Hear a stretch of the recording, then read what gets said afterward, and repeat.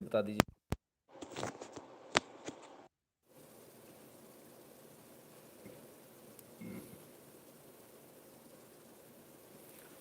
चलिए किसी का जवाब नहीं आया तो मानकर चलेंगे कि ऑडियो भी ओके और वीडियो भी ओके है। क्या करना है अपने को? शेयर करना है। सबसे पहले लाइक करना है वीडियो को, फिर शेयर करना है। जिनको शेयर करें उनसे भी बोलना है पहले लाइक कर ले, और इसके बाद में अपने को इस लाइव को तसल्ली से देखना है, राइट। तो यदि आपको हमारा लाइव पसंद आता है, यदि आपको हमारे वीडियोस पसंद आते हैं, एनालिसिस पसंद आता, तो 8770720196 पर गूगल पे, पेटीएम, फ़ोनपे के माध्यम से सपोर्ट करना, कंट्रीब्यूट करना ना भूलें। भीम यूपीआई एड्रेस है n शुक्ला@UPI। भारत के बाहर जो लोग हैं उनके लिए दो ऑप्शन है, patreon.com/नितिन शुक्ला और paypal.me/नितिन शुक्ला GWL। ठीक है इसके अलावा दो चैनल हैं, नितिन शुक्ला और नितिन शुक्ला लाइव, दोनों को सब्सक्राइब कर लीजिए, बेल आइकन दबा लीजिए। टेलीग्राम की लिंक दी हुई है t.me/nshukla और ट्विटर पर फॉलो करने के लिए @NSO365 को ढूंढ लीजिए, फॉलो कर लीजिए। इंस्टाग्राम को शेयर चैट और ट्विटर पर @NSN लिखेंगे तो आपको वहाँ प्रोफाइल मिल जाएगा, फॉलो कर लीजिएगा। फेसबुक पर @नितिन शुक्ला इन लिखेंगे तो वहाँ पर आपको पेज मिल जाएगा, लाइक कर लीजिएगा, फॉलो कर लीजिएगा। गैप पर @नितिन शुक्ला लिखने से वहाँ पर भी आपको प्रोफाइल मिल जाएगा। इसके अलावा गूगल फॉर्म भरना है। दो सबसे इंपॉर्टेंट चीज़ें होती हैं इसमें टोटल में, वो है पहले नंबर पर आपका जो टेलीग्राम की लिंक है, और दूसरे नंबर पर गूगल फॉर्म। इनफैक्ट उल्टा कर लीजिए, गूगल फॉर्म पहले नंबर का ज़रूरी काम है और दूसरे नंबर पर ये लिंक आती है टेलीग्राम की, राइट। तो चलिए, ये तमाम सारी जानकारियाँ आपको जो है डिस्क्रिप्शन में मिल जाएंगी, सभी जगह मिल जाएंगी, ठीक है। सो ब्लैक डे, ठीक है। शुरू करते हैं वहीं से जहाँ से आपकी सेहत की बात होती है, और सेहत की बात को लेकर एक बड़ी खबर है, बड़ी खबर है। Government expert panel recommends regular market approval for Covishield and Covaxin. तो क्या हुआ ये? एक्सपर्ट कमेटी ने कोविशील्ड और कोवैक्सीन के टीकों को बाजार में बेचने की मंजूरी देने की सिफारिश कर दी है। बाजार में बेचने की सिफारिश हो गई है, अब ये टीके बाजार में बेचे जा सकते हैं, ठीक है। It is absolutely clear now. तो अब तक जो बैरियर लगा था, बैरियर ख़त्म कर दिया सरकार ने कि आप इसे बाज़ार में बेच सकते हो। जिसको खरीदना हो वो इनसे डायरेक्ट खरीद सकते हैं, विदेशी भी खरीद सकते हैं, देश में जो लोग हैं वो भी खरीद सकते हैं। So it is very clear now. अब आने वाले समय में जिन्होंने अब तक टीके नहीं लगवाए थे, आने वाले समय में वो लोग अब परेशान होने वाले हैं, ठीक है ना। तो वो इसलिए परेशान होने वाले हैं क्योंकि आने वाले समय में उनको टीके आसानी से नहीं मिलेंगे, ठीक है। आने वाले समय में उनको टीके आसानी से नहीं मिलेंगे, मिलेंगे तो महंगी कीमत पर मिलेंगे, ठीक है। तो ये तमाम सारी चीज़ें जिसको लेकर आप परेशानी होगी, ठीक है। जिन्होंने फ्री में नहीं लगवाए उनको मुश्किल का सामना करना पड़ेगा, ठीक है। प्रफुल्ल जाड़े जी धन्यवाद। तो जिन्होंने फ्री में नहीं लगवाए, भविष्य में उनको हो सकता है मुश्किल का सामना करना पड़े, तो वो लोग भी थोड़ा समझ जाएं। अभी तक नहीं लगे तो अभी भी लगवा सकते हैं। क्या जिनको लग रहा है टीका लगने से और नहीं लगने से क्या फ़र्क पड़ने वाला है, वो भी एक चीज़ समझ लें। कि मैं एक चीज़ पूछूंगा, मॉडरेटर अभी जाग रहे हैं या सो रहे हैं, ज़रा यहाँ पर बता दें। अगर मॉडरेटर जाग रहे हैं तो अच्छी बात है। जो भी इमोजी से स्पैम करेगा, किसी प्रकार के इमोजी से, उसको टाइम आउट में डाल दिया जाएगा। दूसरी बार यदि ऐसे करते पाए गए तो उनको ब्लॉक कर दिया जाएगा ना। आपकी भावनाएं की कदर करता हूँ, पर ऐसा भी ना हो, ठीक है। तो खैर, जिनको लग रहा है कि इससे कोई फ़र्क नहीं पड़ेगा, ज़रा वो उसके भी देख लें। चेक्स एंटी वैक्स सिंगर हाना होरका डाइज आफ्टर डेलिबरेट कोविड-19 इन्फेक्शन। क्या हुआ? ये एंटी वैक्स सिंगर थी, वैक्सीन के विरोध में ये एक पॉपुलर चेहरा थी चेक्स रिपब्लिक का, हाना होरका। वैक्सीन नहीं लगवाए, ना इन्होंने खुद ने लगवाई, ना दूसरों को लगाने दी।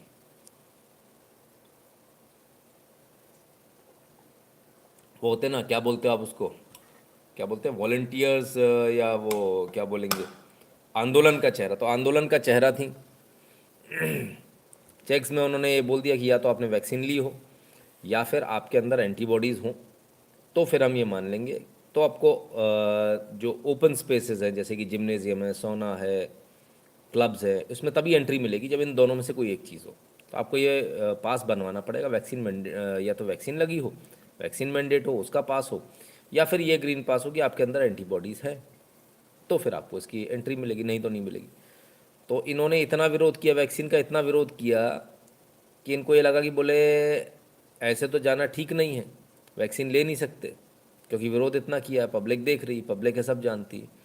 तो फिर इन्होंने एक दूसरा वो अपनाया और सीधे सीधे ये किया कि मैं अपने आप को कोविड करवा लेती हूँ, कोविड हो जाएगा, इसके बाद तो एंटीबॉडीज़ बनी जाएंगी, तो वो पास मेरा बन जाएगा, तो मैं आना जाना मेरा ईजी हो जाएगा कहीं भी। इस लालच में ये गई, लेकिन अफसोस कोविड इनको हुआ और उस कोविड से इनकी मृत्यु हो गई। अब ये इस दुनिया में नहीं है। तो ये जितने भी आंदोलनजीवी टाइप के जो लोग हैं, इनको अपने आप ही ऐसे बहुत सारे लोग थे जो बता रहे थे सर्दी जुकाम है, पर वो लोग गए नहीं, वो लोग डेलिब्रेट अपने आप को कोविड लगवाने गए नहीं, जाते तो पता चलता शायद।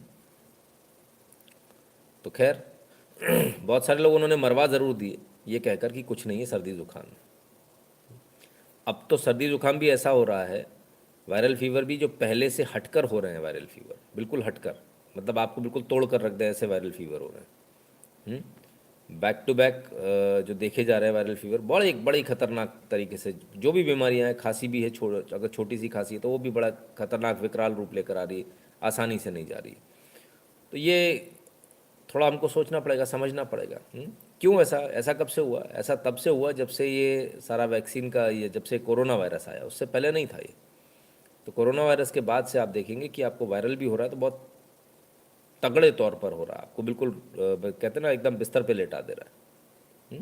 ठीक है ना सर? बहुत कमज़ोरी आ रही है ओमिक्रॉन से, सभी में आएगी। खैर आप सबसे निवेदन है, कृपया लाइक कर ले, लोग फिर से भूल गए।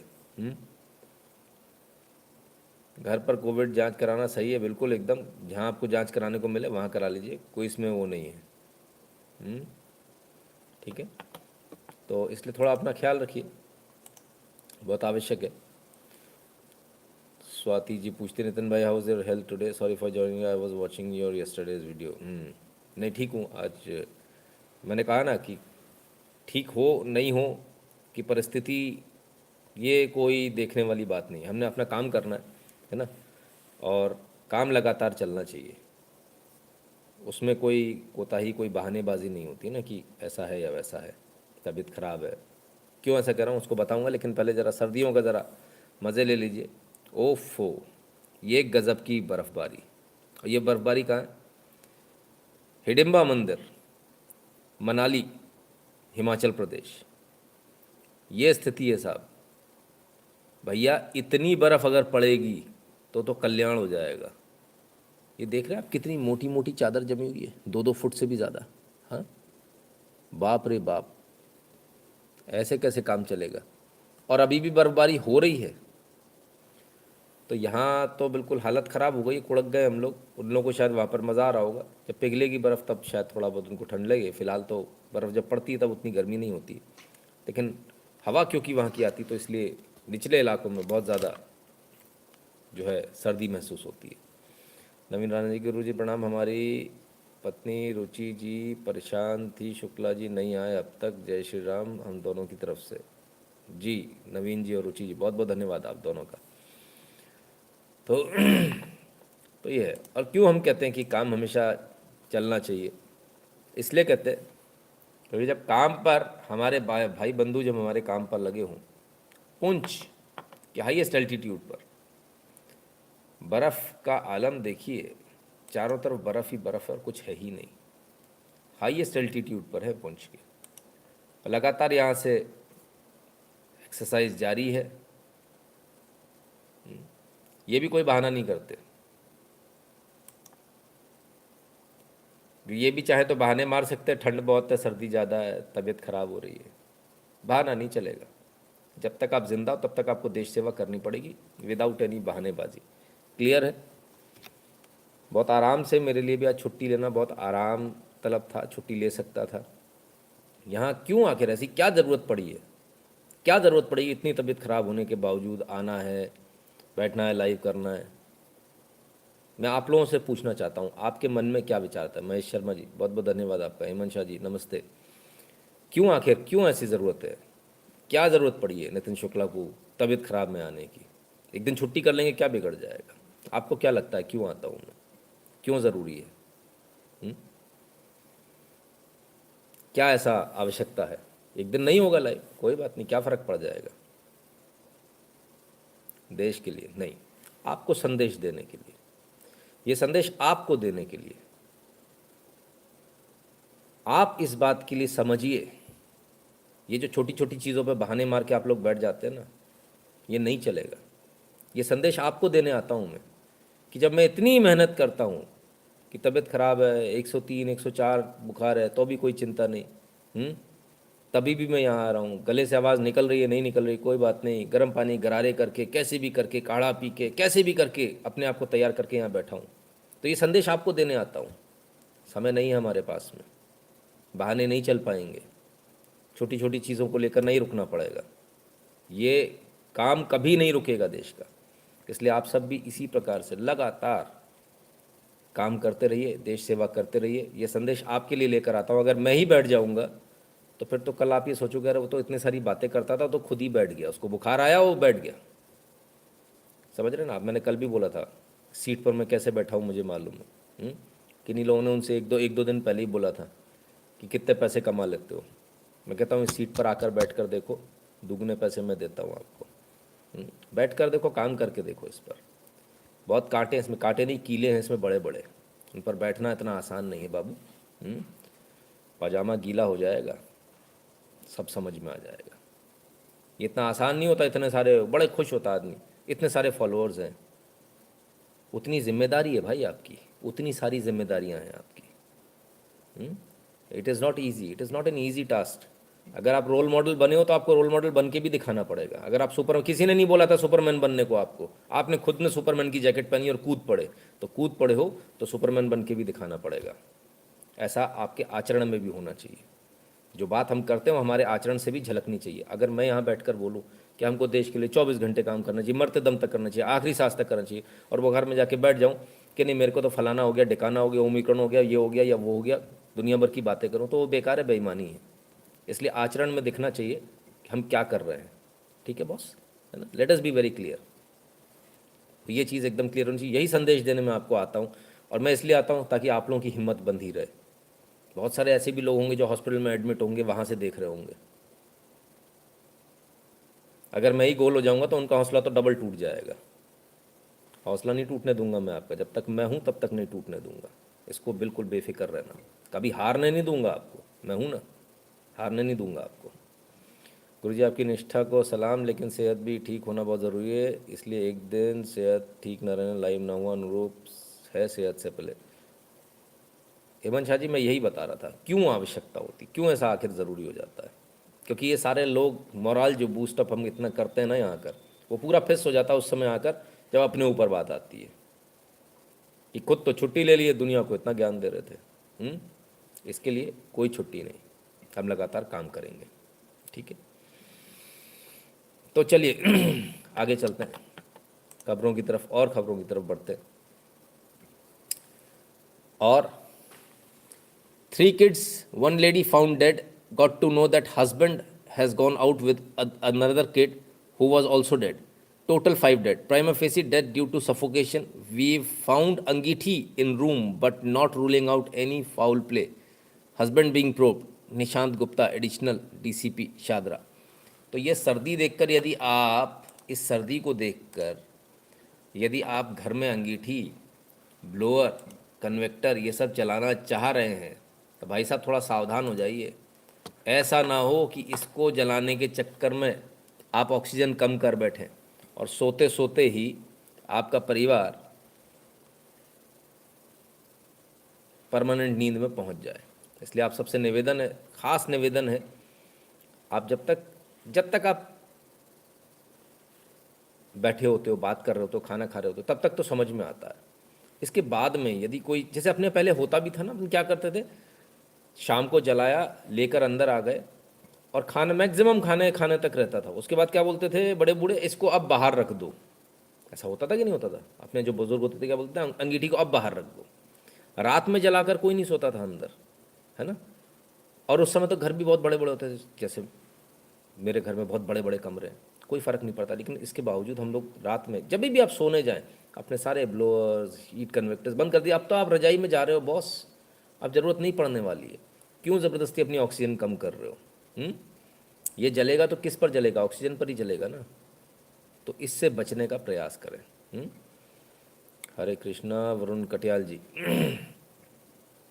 ठीक है ना। इसलिए बहुत ज़रूरी है, सर्दियाँ पड़ रही हैं, आप सब अंगीठी जला रहे होंगे, कोयले जला रहे होंगे, हीट कन्वेक्टर्स लाए होंगे, अलग अलग प्रकार के हैं। कुछ लोग बोलते हैं फलाना कुछ दिखाना। इसमें एक आता है पीटीसी। अब वो इंडिया में तो कम ही बनते, मेरे ख्याल से नहीं बनते होंगे, पर उसमें कहा जाता है ऑक्सीजन नहीं जलाई जाती है। ठीक है ना। तो ऐसे तमाम सारे और भी होते हैं, कुछ रेडिएटर बेस्ड भी होते हैं, तमाम सारे होते हैं। उन हीटर्स का इस्तेमाल करें पुराने हीटर्स की जगह पर। कोशिश करें जो कोयला जो आप जलाते हैं, अगर यदि उसको लेकर आते हैं घर में अंदर रखते तो उसको बाहर कर दें सोने से पहले। सोते पे कुछ पता नहीं चलेगा आपको, है ना। शालीन दवे जी बहुत बहुत धन्यवाद। केशव दवे कहते हैं शरीर ही माध्यम है कुछ भी करने का, इसलिए भाई शरीर पर ध्यान देना ज़रूरी है, आपकी निष्ठा पर हमें तनिक भी संदेह नहीं। केशव दुबे जी बहुत बहुत धन्यवाद। हमारे यहाँ इलेक्ट्रिक हीटर है, इलेक्ट्रिक में ही सर वही वही चीज़ है, थोड़ा समझ लीजिए ना। ठीक है। तो ऐसा ना हो कि अपन हीटर जला के सोएं और गड़बड़ हो जाए। चलिए, आज एक बात शुरुआत तो कश्मीर से करनी थी, लेकिन उससे एक बड़ी खबर आई है। उससे बड़ी खबर निर्मला सीतारमन जी ने आज ब्रेक करी। जरा उस खबर पर आते हैं और ज़रा उस खबर को समझते हैं पहले क्या है। वित्त मंत्री ने प्रेस कॉन्फ्रेंस में उठाया एंट्रिक्स देवास का मुद्दा, कहा यूपीए सरकार ने देश के साथ की धोखाधड़ी। अब भाई ऐसा क्या हो गया? दिनेश डांगी जी धन्यवाद। लगभग सभी ने इस मुद्दे को उठाया। निर्मला सीतारमन ने यूपीए सरकार पर साधा निशाना, एंट्रिक्स देवास सौदे में धोखाधड़ी का आरोप। ठीक बात है, तो वाकई में क्या धोखाधड़ी हुई थी? क्या धोखाधड़ी हो गई? देवास एंट्रिक्स धोखाधड़ी को कांग्रेस के लिए कांग्रेस द्वारा किया गया फरेब, निर्मला सीतारमन। आखिर ये ऐसा क्या मुद्दा क्या हो गया? तो जरा पहले आ जाते इस पर जरा समझें, आखिर ये क्या था? एंट्रिक्स देवास क्या था? एंट्रिक्स इसरो की वो इकाई है, कमर्शियल इकाई है, जो टेक्नोलॉजी को ट्रांसफ़र करती है दूसरी कंपनियों को। अब इसमें एक एस बैंड था, एस बैंड, उस एस बैंड को बेचने का प्रोविज़न था। वो एस बैंड एंट्रिक्स ने जो है बेचने का प्लान बनाया। सबसे पहले इसको समझ लीजिए, जो एंट्रिक्स जो कंपनी है या इसरो जो है, वो डायरेक्टली सीधे पीएमओ के अंडर में होता है, प्रधानमंत्री कार्यालय के अंडर में होता है। ठीक है, क्योंकि इंडिपेंडेंट है ना। ठीक है। तो इस पर एक बेचने की बोली लगाई गई एस बैंड को, और दिया गया देवास कंपनी को। तो देवास और इनका एक जो है सौदा हुआ। सबसे मज़े की बात यह है कि ये एक नई कंपनी थी, स्टार्टअप था ये। इसको मिल कैसे गया ठेका, ये अभी तक समझ में नहीं आया। सबसे पहली गड़बड़ यहाँ हुई कि नई कंपनी को कैसे दे दिया गया ठेका, जो अभी नया स्टार्टअप है। दूसरी बात, ये जो एस बैंड जो दिया गया, एस बैंड कौन सा बैंड है? अलग अलग फ्रीक्वेंसी होती है ना जीएसएम की, जैसे 900, 1800, 2400, राइट। 3G 4G जैसे आप बोलते हो, राइट। जी 1G 2G 3G 4G, तो ये अलग अलग बैंडविथ होती है। इस अलग अलग बैंडविथ में एक एस बैंड होता है। एस बैंड जो होता है वो स्पेसिफिकली रिजर्व्ड होता है भारतीय सेना, वायुसेना और नेवल के लिए। ये एस बैंड उनके लिए रिजर्व है, वही उस पर बातचीत करते हैं। उस पर यदि कम्युनिकेशन करना, किसी भी प्रकार का कम्युनिकेशन, तो इस एस बैंड पर सिर्फ सेना के लिए रिजर्व होता है। अब इस एस बैंड की नीलामी क्यों कर दी गई? आपने, बहुत सारे लोग बोलते हैं कि जी कुछ नहीं हो सकता जीएसएम में, तो ऐसा है वैसा। आज आप 4G में खड़े हैं, मैं आज आपसे एक सिंपल सा सवाल पूछता हूँ। आज आप 4G में खड़े हैं, इस 4G की दुनिया में आप खड़े होकर आप मुझे एक बात ईमानदारी के साथ बताइए, ऐसा कितनी बार हुआ कि आपके पास क्रॉस कनेक्शन आया हो? ऐसा हुआ या नहीं हुआ? आप बताइए। साल में एक आध बार तो ऐसा होता ही है, 2-3 बार ऐसा हो ही जाता है। इतनी एडवांस टेक्नोलॉजी होने के बावजूद कि आप फ़ोन लगा, पहले तो बहुत होता था लैंडलाइन में, तो फ़ोन लगाओ किसी और को लग गया। इलेक्ट्रॉनिक एक्सचेंज आने के बाद भी खूब हुआ, पहले बोले साहब वो इसलिए होता है क्योंकि वो एनालॉग है, एनालॉग से उसको इलेक्ट्रॉनिक कर दिया, तो साहब इलेक्ट्रॉनिक एक्सचेंज के नाम से होने लगा। इलेक्ट्रॉनिक में भी खूब क्रॉस कनेक्शन होते थे, आज भी मोबाइल में क्रॉस कनेक्शन होते हैं। कितनों के साथ हुए हैं अभी तक, ज़रा ये बता दें। हुआ है? ठीक है। हर महीने एक बार आता है, हाँ हुआ है, मेरा एक बार हुआ है। महीने में 2-3 बार होता है, बिल्कुल 20 बार हो चुका है। अब मैं आपसे एक सवाल पूछता हूँ, यानी बैंड आपस में, बैंड जो है उस बैंड पे जितने भी लोग बात कर रहे हैं वो बात क्रॉस कम्युनिकेट हो सकती है, तो फिर एस बैंड को यदि आप दोगे तो ये सेना की बात भी क्रॉस कम्युनिकेट हो जाएगी। ये तो तब है, ये तो तब हो जाता है अनजाने में जब वो चाहते नहीं हैं, जब ये ऑपरेटर्स नहीं चाहते कि आपकी आपस की बात एक दूसरे में क्रॉस कनेक्शन हो जाए। तब क्या हो, जब वो उस टेक्नोलॉजी पर कोई विदेशी कंपनी काम करे, वो कहे नहीं यार सेना की जानकारी मुझे चाहिए, और वो पूरे बैंड की जितनी भी बातचीत हो रही बैंडविड्थ को एक एक को उठाना शुरू कर दे। तो एस बैंड की नीलामी हुई क्यों, एस बैंड दिया क्यों गया था? ये तो देश के साथ वाकई में धोखा था, ये तो देश के साथ गद्दारी थी अगर देखा जाए तो। इस पर बड़ा विवाद हुआ, 2005 में यूपीए सरकार ने इसको दिया और सबसे नीट एंड क्लीन रेनकोट प्रधानमंत्री ने के कार्यकाल में दिया गया, और इसरो डायरेक्टली उनके अंडर में आता, तो ऑब्वियसली यही माना जाएगा कि प्रधानमंत्री कार्यालय ने दिया। इस पर बवाल हुआ, बहुत सारे बवाल होने के बाद 6 साल बाद जाकर 2011 में इसको रद्द किया गया कि अब इसको रद्द करो। 6 साल लगे इसको रद्द करने में, और 2011 में जब रद्द हुआ तो उसके बाद में देवास जो है उसने इंटरनेशनल कोर्ट में चला गया। इंटरनेशनल कोर्ट में बाकायदा वहाँ से बार बार चिट्ठी आती रही भारत सरकार को कि भाई आप अपना सॉलिसिटर नियुक्त करें, आप अपना वकील नियुक्त करें। इन्होंने नियुक्त ही नहीं किया अपना वकील। एक्स पार्टी फैसला हुआ, एक्स पार्टी, और इस एक्स पार्टी फैसले में ये हुआ कि भाई भारत के ऊपर कुर्की का आदेश आ गया। उसको आदेश मिला, वो जीत गया केस कि नहीं इसको नुकसान हुआ, इसके डैमेजेस इतने भारत सरकार को देने पड़ेंगे, और कुर्की के आदेश निकल गए। अब वो जगह जगह जाकर जो इंडियन एयरलाइंस की प्रॉपर्टी है, एयर इंडिया की जो प्रॉपर्टी है, सॉरी, उसको जगह जगह जाकर वो बोलता है कि भाई ये तो हमारी प्रॉपर्टी है, ये तो भारत सरकार की, इसको जब्त करो, ये तो भारत सरकार की, इसको जब्त करो। आप देखिए, वकील तक खड़ा नहीं किया, बड़े कमाल की बात है। 1.3 अरब डॉलर का भुगतान करना है। अब भारत सरकार सोच रही है इसको दोबारा से फ्रेश, दोबारा से नए तरीके से इस केस को लड़ा जाए, अलग अलग कोर्ट्स में जाके लड़ा जाए, ताकि ये जो मामला है, ये जो वसूली का जो मामला है, ये विश्व को बताया जा सके कि असल में ये वसूली हमारे ऊपर नहीं, असल में देवास जो कंपनी है इसने गड़बड़ करी थी, इसने फर्जी तरीके से ये कॉन्ट्रैक्ट लिया था, इसने फर्जीवाड़ा किया था, इसके ऊपर उल्टा केस होना चाहिए। सोचिए क्या चलता रहा इस देश के अंदर, किसी को पता ही नहीं रहा कि क्या हो रहा है। लोकमुद्रा जी कितनी Ram Ram Neeti ji, salute to your dedication, grateful for it, prayers for your good health always. धन्यवाद लोकमुद्रा जी। देवव्रत कहते हैं प्रणाम सर, अपना ख्याल रखें, आ ही रहे तो जल्दी या जाएं ताकि आपको जल्दी सोने को मिले। अभी संसद पे घर में भी बड़े बड़े रखना है, कौन वो बोलेंगे अंगीठी बाहर रखने को, सब इंडिपेंडेंट हो चुके हैं, इसीलिए तो दिक्कत है सर, इंडिपेंडेंट हो चुके हैं, बड़े बेवकूफ़ हो चुके हैं, सुनना नहीं चाहते किसी की बात। सो एकदम क्लियर है कि क्या चल रहा था। तो बार बार लोग लाइक के लिए बोल रहे हैं, भैया लाइक कर लो, जिनको लाइक नहीं करना वो लोग छोड़ के चले जाएं, ये भी लोग कह रहे हैं। बड़ा मतलब बार बार बोलने में बड़ा अजीब सा लगता है। कमाल की बात है, बड़े निर्लज्ज टाइप के लोग हैं, मतलब ये भी वो रोज़ बोलना पड़ेगा, बड़े शर्म की बात है। ठीक है ना। तो इसके बाद ये एनसीएलटी में भी गए, बाहर तो इन्होंने ही करवा लिया, एनसीएलटी में आए, एनसीएलटी में केस हारे, जिसमें कि आजकल बड़ा इजी है ना, बड़ा गए आप एनसीएलटी में और आपने दिवालिया कराना, दिवालिया करा लो, सामने वाले की एसेट्स बिकवा लो। लेकिन एनसीएलटी से केस हार गए, क्योंकि उसमें साबित हो गया कि ये पूरा फर्जीवाड़ा करके ये लाइसेंस दिया गया था, पूरे फर्जीवाड़े का ये केस था। इसके बाद जब ये एनसीएलटी से हार गए तो ये सुप्रीम कोर्ट गए, सुप्रीम कोर्ट से भी ये हार गए, और अब जब चारों तरफ से हार गए तब भारत सरकार अब इसकी तैयारी ये कर रही है कि अब इंटरनेशनल कोर्ट में भी इसको दोबारा खोला जाए इस मामले को, और ये पूरे जो है विश्व के अंदर इस बात का, ताकि पता चले लोगों को कि भाई ये मामला कुछ और ही था। एस बैंड एल बैंड ये 2 टाइप के रडार इंडियन डिफेंस सिस्टम में यूज़ होता है जी। अरिंदम जी बिल्कुल। सो दिस इज़ हाउ तो ये पूरा मामला था। इस मामले का आज पटाक्षेप निर्मला सीतारमण ने किया, आप सब भी देखिए।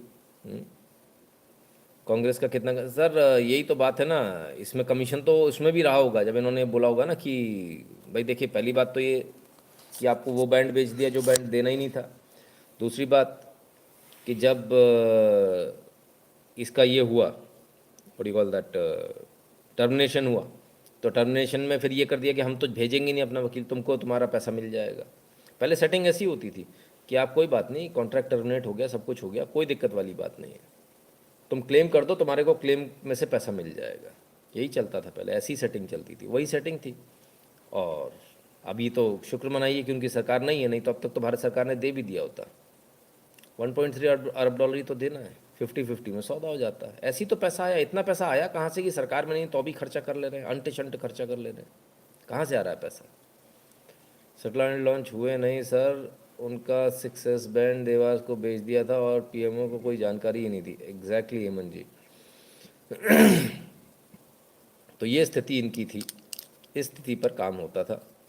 और ये कौन मंत्री थे साहब, पूछिए मत, बट इसमें तो एक मंत्री जी तो जेल भी हो आए थे। खैर खैर ये सब चलता रहेगा। तो मित्रों, ये पहले चलता था जो आपके साथ हो रहा था, और ये आज की कहानी है। ज़मीन आसमान का फ़र्क है, पहले पैसा लुटाया जाता था, आज पैसा बचाया जा रहा है। ठीक है, चलिए अब आज वो तस्वीर, जिस तस्वीर को देखने से आप सब बचना चाहते होंगे, उस तस्वीर को भी देख लें। ये वो तस्वीर है, exodus of Kashmiri pandits, 19 January 1990, Holocaust remembrance day. इसको आपको बड़ा याद रखना चाहिए। क्यों याद रखना चाहिए? उसका कारण है, 5 लाख कश्मीरी पंडितों को, over 3 lakhs minority Hindus forcibly evicted from Kashmir. कोई बोलने वाला नहीं साहब, कोई बात करने वाला नहीं इस बात के लिए। आज ही का वो दिन था जब जो अपने आप को बड़े शरीफ बनते ना, जब इन लोगों ने बाकायदा मस्जिदों से अनाउंसमेंट करी थी कि या तो कन्वर्ट हो जाओ, या तो कन्वर्ट हो जाओ, या भाग जाओ, या मर जाओ। और सब कुछ प्री प्लानिंग के तहत हुआ था। उसके बाद हज़ारों लाखों की संख्या में इनके वही लोग, वही जिहादी मानसिकता वाले लोग निकल आए सड़कों पर, AK-47 लेकर, तलवारें लेकर, जिसके पास जो था, बंदूकें लेकर। उनसे लड़ पाने का कोई उपाय नहीं था इनके पास में। समस्या क्या थी? समस्या ये थी कि भाई आप चाहते भी तो भी आप चाहते भी तो भी आप समझा नहीं पाते, क्योंकि कश्मीर उस समय किस में था? कश्मीर तो अपनी कश्मीरियत में था। और कश्मीरियत क्या है? कश्मीरियत तो भाईचारा है, भाईचारा। तो भाईचारा में थे, लेकिन समस्या ये थी कि भाईचारे में, जिस भाईचारे में थे, उस बाई ने ही बाई को कसाई बन के काटा। पड़ोसी ने ही नहीं पड़ोसी को मारा। कोई बाहर से नहीं आए लोग। कमलेश मेहता जी सही न्यूज़ देते हैं, थैंक्स, धन्यवाद Kamlesh ji. Militants hang Kashmiri poet सन, भाईचारा, कविताएं लिखते थे। सर्वानंद प्रेमी और उनके सुपुत्र दोनों को मार दिया।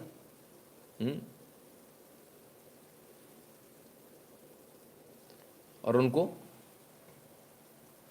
फांसी दे दी गई, लटका दिया गया उनकी लाश को। ठीक है ना?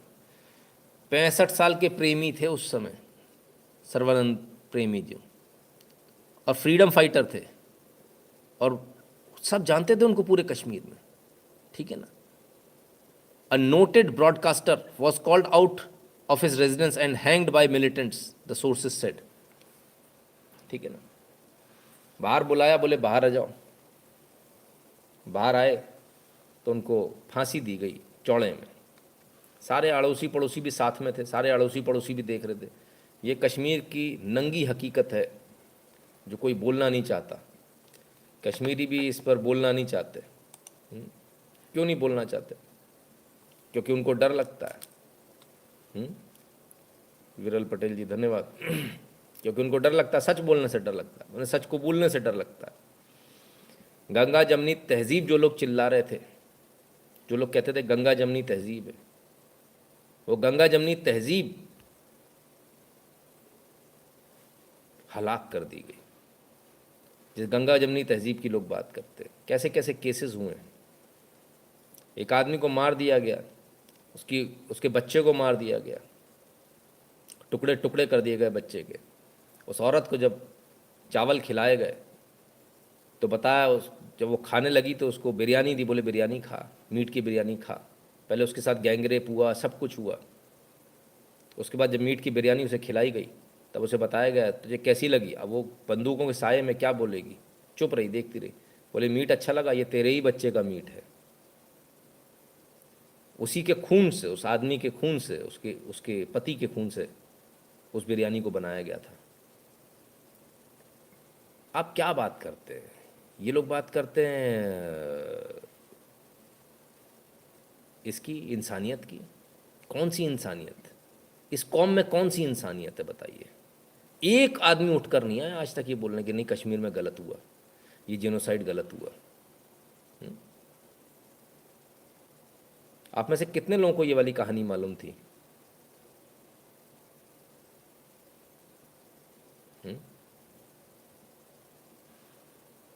ठीक है ना। और उनको बचाने वाले कौन लोग हैं? बचाने वाले भी लोग बहुत सारे, नो लिखने वाले भी लोग मौजूद हैं। अरे बाप रे बाप, मतलब हमारा जीके तो बहुत कमज़ोर है सर, हमारा जीके तो बहुत कमज़ोर है। बड़े हैरानी की बात है।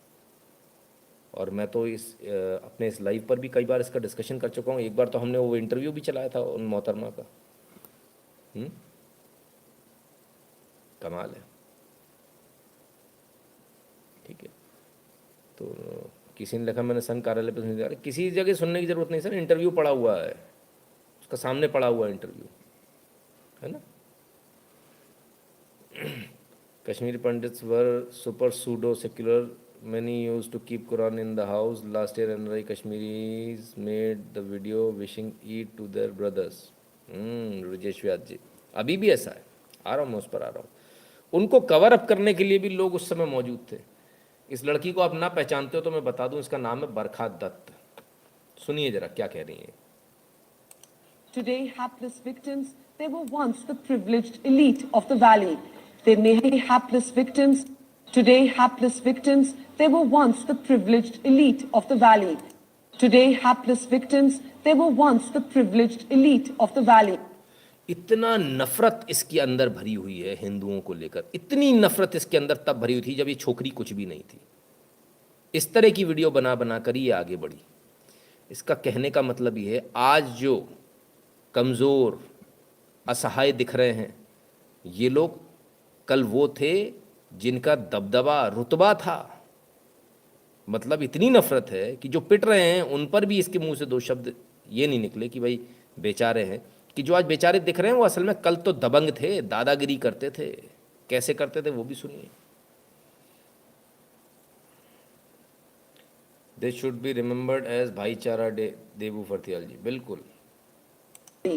They may have been a minority, but at that time they had monopolized government jobs, plum postings, and other such social benefits. But at that time they had monopolized government jobs, plum postings, and other such social benefits.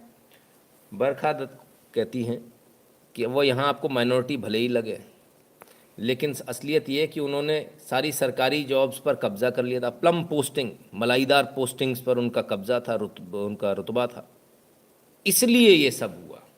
अच्छा, benefits. In fact, the sharp economic disparity between the Pandits and the poor Muslim majority was one of the earliest reasons for popular discontent in the state.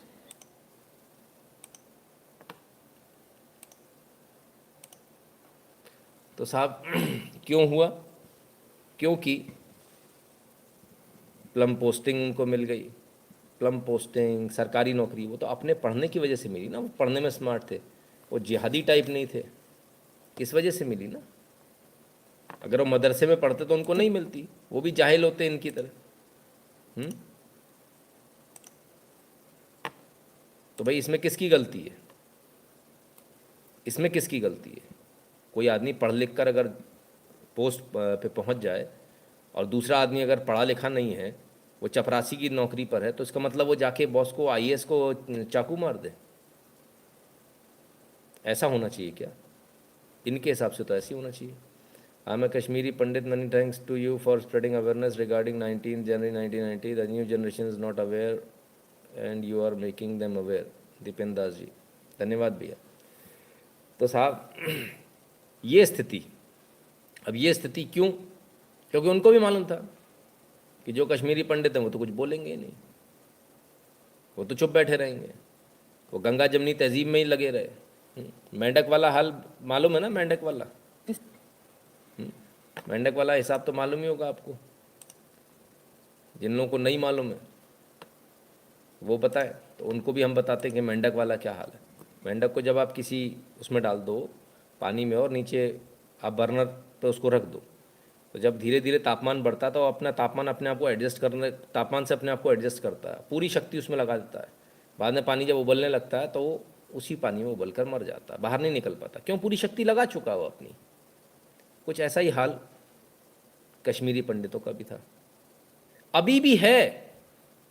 अभी भी कश्मीर में जो बचे हुए कश्मीरी पंडित थे जिनका सौदा हो गया था कि हम यहाँ रुकते हैं तो हमें कुछ मत बोलना, वो अभी भी नहीं बोलने देंगे आपको। वो अभी भी बोलेंगे नहीं, गंगा जमनी तहजीब। ये हमेशा इसी चक्कर में मरा है हिंदू, हमेशा। कोई नई बात थोड़ी है। इनमें से कुछ हमेशा ऐसे निकलते हैं और वो ऐसे 2 4 5 को रखते हैं अपने पास ताकि नैरेटिव बनाने में आसानी हो। 5 लाख कश्मीरी पंडित मार दिए साहब, कोई बोलने वाला नहीं है, चू करने वाला नहीं है। और कब मार दिए? ये जो आज जो बैठ के राम के भजन गा रहा ना, क्या नाम है उसका? नाम मालूम है? वो मोटू का, फारूक अब्दुल्ला, वो मुख्यमंत्री था और देश का पहला पहला मुसलमान गृह मंत्री था जिसने ये बता दिया था मुसलमानों को, देखो अगर हम आ गए तो क्या कर लेंगे। गृह मंत्री बनते ही ये स्थिति थी। समझिए आप, पहला गृह मंत्री, पहला मुस्लिम गृह मंत्री था, उसने पहली बार में ऐसी रेल लगाई कि लंका लगा दी बिल्कुल। गजवा हिंद की उसने बिल्कुल बोले बोले काय के इंतजार करना, कोई चू नहीं हुई साहब। 1990 था, टेलीविजन था, मीडिया था, सब कुछ था। कोई बोलने वाला नहीं, किसी दूरदर्शन ने, किसी चैनल ने कुछ नहीं चलाया, कोई अखबारों ने नहीं छापा, सब चुप। Why don't we agree that still care and want someone else to fight for our fight? Absolutely Rajesh ji, बिल्कुल यही कह रहा हूँ मैं, अभी भी यही हाल है। That's why I say it, Mullah Blaj make them pay. तो आप सोचिए कि किस मंजर से वो लोग निकले होंगे। आज कितनी ठंड है, आप लोग रजाई में बैठे हुए हैं। अब ज़रा सोचिए, आपको मैं सिर्फ इतना मौका दूं कि आप घर से भाग सकते हो, कुछ ले जा नहीं सकते, औरत को भी नहीं ले जा सकते। रात के अंधेरे में आपको भागना है बचते हुए। ज़्यादातर तो उनके हाथ पड़ गई थी औरतें, तो वहीं नोच खसोट शुरू हो गई थी चौराहे पे, सड़कों पे। और ऐसा नहीं उसके बाद छोड़ दिया हो, फिर ले गए घसीट के, बोले तो हमारे माले गनीमत है हमारा, ये तो हमारे साथ रहेगी, रख लिया। बहुत होगी औरतें अभी भी गायब हैं, अभी कभी नहीं मिलने वाली भी नहीं। आदमियों को मार दिया तो अब उनके पूछने कौन आएगा? जो लड़के थे उनको अपना गुलाम बना लिया। वैसे मैं एग्रेसिव नहीं होता हूँ, लेकिन बरखा को देखकर थप्पड़ लगाने का मन कर रहा है उसको। सबसे बड़ी प्रॉब्लम ये है कि आप एग्रेसिव नहीं होते हो। मोस्ट वांटेड आतंकवादी मसूद की दोस्त है। सर किसकी दोस्त है? वो तो भगवान मालिक है। लेकिन सच्चाई ये है कि जिस प्रकार से लोगों को मारा गया, जिस प्रकार से लोगों को वहाँ से भगाया गया, और उसको भी एक, देखिए हर चीज़ में इनके पास बहाने होते हैं, हर चीज़ में, हर चीज़ में। अभी एक दिल्ली का केस है, कल का केस है, किसी अखबार ने कवर नहीं है, कहीं नहीं किया। एक लेडी है, उसका रेप हुआ, तो जिसने उसका रेप किया उसने उस पर रेप का केस चार्ज लगाया, और कल ही गोली मारी है उसे, उसके भाई को, जो छूट कर आया। जैसे जमानत मिली, ठीक है ना। इरफान आया, इरफान ने गोली मार दी धड़ाम से, उसकी कोई बात नहीं कर रहा है। रेप भी करेंगे, उसके भाई को गोली भी मार देंगे, सब चौड़े में होगा, मजा लेगी कोई बात कर ले। ये हिंदुओं की असलियत है, ये हिंदुओं की असलियत है। कुछ नहीं कर सकता हिंदू, सिर्फ यहाँ लिख सकते हम लोग गुस्सा आ रहा है, ऐसा है, मुझे कभी गुस्सा नहीं आता लेकिन आज गुस्सा आ रहा है, इसके अलावा कुछ नहीं कर सकते। आप जीते हो सरकारों के भरोसे, सरकार तो तब भी थी, भले ही फारूक अब्दुल्ला की। आप जीते हो पुलिस के भरोसे, पुलिस तो तब भी थी, ऐसा तो नहीं कि पुलिस नहीं थी, पुलिस तो तब भी थी। फिर क्या हुआ, तब पुलिस कहाँ गई थी? इसलिए मैं कहता हूँ अपनी सुरक्षा का इंतज़ाम खुद आपको रखना चाहिए। और ऐसे जितने भी कायर हों जो आपके मोहल्ले में हों, जो इस बात से इत्तेफाक ना रखते हो, उन्हें वहाँ से निकाल दीजिए, उन्हें भगा दीजिए वहाँ से, क्योंकि ये मरेंगे मरेंगे, आपको भी मरवाएंगे। जो सेक्युलरिज्म की बात कर रहा है आपके साथ बैठकर, उसको धक्का दीजिए, उसको मजबूर कीजिए। मैं बिल्कुल ऑन रिकॉर्ड इस बात को बोलता हूँ, उसको मजबूर कीजिए कि वो जाकर मुसलमानों के इलाकों में रहे। सेक्युलरिज्म का पाठ वहाँ पढ़ाए, हमको नहीं, हमको नहीं पढ़ाना, उनको पढ़ाए जाकर, उनके बीच में रहे। और जो लोग हैं ना जो कहते हैं ये हिंदू मुस्लिम सिख ईसाई सारे एक जैसे हैं, अल्लाह जीसस गॉड सब बराबर हैं, हाँ, हमको मत पढ़ाओ, इसी को एक कागज़ पे लिख लो, एक कागज़ पे लिख लो मियाँ, और ले जाके सिर्फ 4 मुसलमानों से साइन करा के ले आना, मैं मान जाऊँगा। एक नहीं करेगा, ठीक है ना। सर इनकी 330 होती तो एक दिन में संविधान पलट देंगे और सरिया दे देंगे। देखिए वो इसलिए कर देंगे, उन्हें मालूम है उनके साथ लड़ने वाले पीछे मौजूद हैं। फारूक अब्दुल्ला नहीं गया था सर वहाँ पर, मुफ्ती मोहम्मद सईद नहीं गया था वहाँ पर, वो तो सिर्फ ऊपर से प्रोटेक्शन दे रहे थे। काम किसने किया? हमारे यहाँ प्रॉब्लम क्या, हमारे यहाँ उल्टा है। हमारे यहाँ हम चाहते हैं फारूक अब्दुल्ला उतरा है, फारूक अब्दुल्ला उतरा था क्या? नहीं उतरा। मुफ्ती मोहम्मद सईद उतरा क्या मैदान में? नहीं उतरा। उनकी जनता ने कर दिखाया। हमारे यहाँ जनता मोदी योगी को ही देखती रहती है कि वो कब कुछ करेगा। तो प्रॉब्लम हमारे साथ है, उनके साथ में नहीं है। हम अभी तक उस मेन मुद्दे को ही नहीं पकड़ पा रहे। ठीक है ना, ठीक है ना।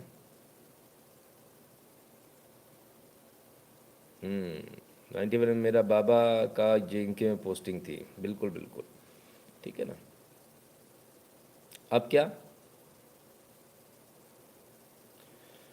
तो ये सारी चीज़ें हो रही थी, सब जनता के सामने था, जनता फिर भी चुप बैठी थी। आप एक काम कीजिए, आप कहाँ हुआ, त्रिपुरा में कुछ घटना हुई, रैली और तोड़फोड़ कहाँ हुई, दंगा कहाँ हुआ? महाराष्ट्र में। ठीक दो कोने, भारत के 2 कोने, ठीक 2 कोनों में वहाँ कुछ हो रहा था। यहाँ तो आवाज़ उठा लेते हैं, यहाँ भी नहीं उठा पाए।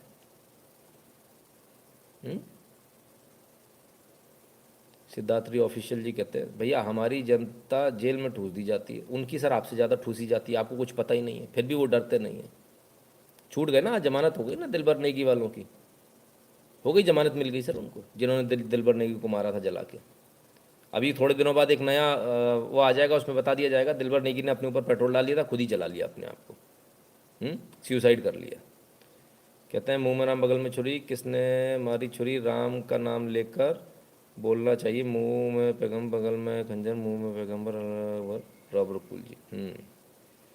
ठीक है, तो ये चीज़ें हैं। अभी तक देखिए सबसे बड़ी प्रॉब्लम मालूम कहाँ है, मैं आपको एक बात बड़ी जिम्मेदारी के साथ बोल दूँ, यहाँ जितने भी लोग ये कमेंट कर रहे हैं ना कि फलाना ढिकाना, सर आप सबसे बड़े कायर हो, आप डरपोक हो, दब्बू हो, एक नंबर के दब्बू डरपोक हो। तभी तो आप ये कह रहे हो जो हमारे को जेल में ठूस देती है, हमारे को ऐसा होता है। ये सिर्फ डरपोक के बहाने होते हैं और कुछ नहीं होता। आप डरपोक को, महाडरपोक को, इसके बहाने आप यहाँ दिखा रहे हो, ठीक है ना।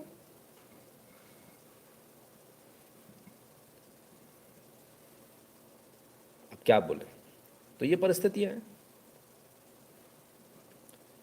Police is protecting Muslim community, sir कहीं नहीं होता। आपके अंदर जहाँ ताकत होती है वहाँ ऐसा नहीं होता, जहाँ ताकत नहीं होती वहीं ऐसा होता है, जहाँ ताकत नहीं होती वहीं ऐसा होता है, जहाँ आपको डर लगता है ना वहीं ऐसा होता है। ठीक है ना। बाकी आप सोच लो आपको क्या करना है। ठीक है। So things are very clear. और पीपल आर कायर, लालची and greedy people. Rajesh Upadhyay ji, इसमें तो कोई दो राय है ही नहीं। लालची हैं, डरपोक है, इसमें कोई दो राय है ही नहीं, कोई दो राय बनती ही नहीं कहीं से कहीं तक।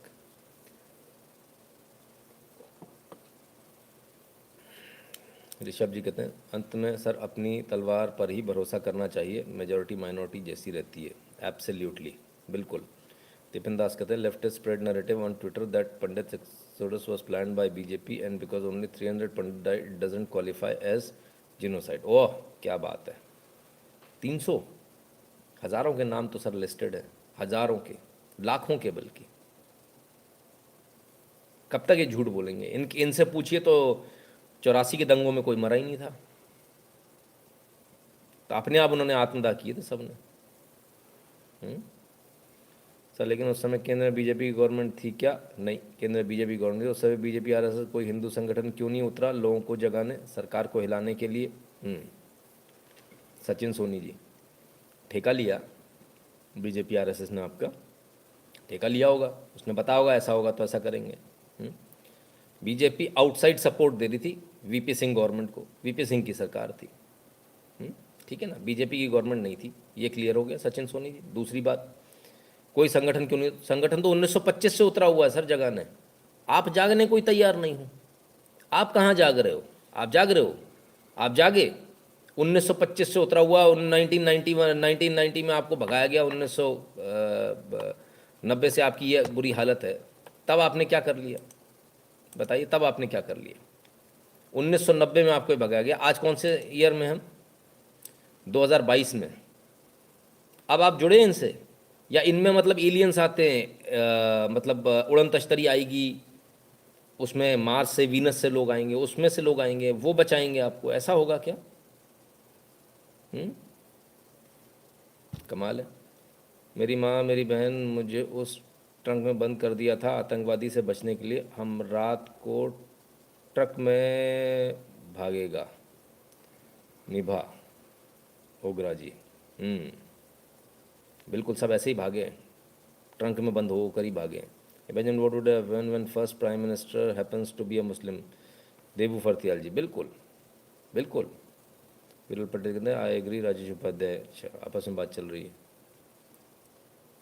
भीड़तंत्र का जवाब, भीड़तंत्र ये एक हिंदू समाज बनो, बिल्कुल। तो भाई आप एक बात को समझिए, 1925 से वो लोग अपना काम कर रहे हैं। आरएसएस मेरे ख्याल से 1925 से, if I am not wrong, 100% agreed, I am a coward, very good, बहुत अच्छी बात है। कम से कम आपने एटलीस्ट एग्री किया, कम से कम एटलीस्ट आपने समस्या को पहचाना, अच्छी बात है। 1925 से वो लोग हैं, उसमें से कितने सारे लोग गए, कितने जुड़े?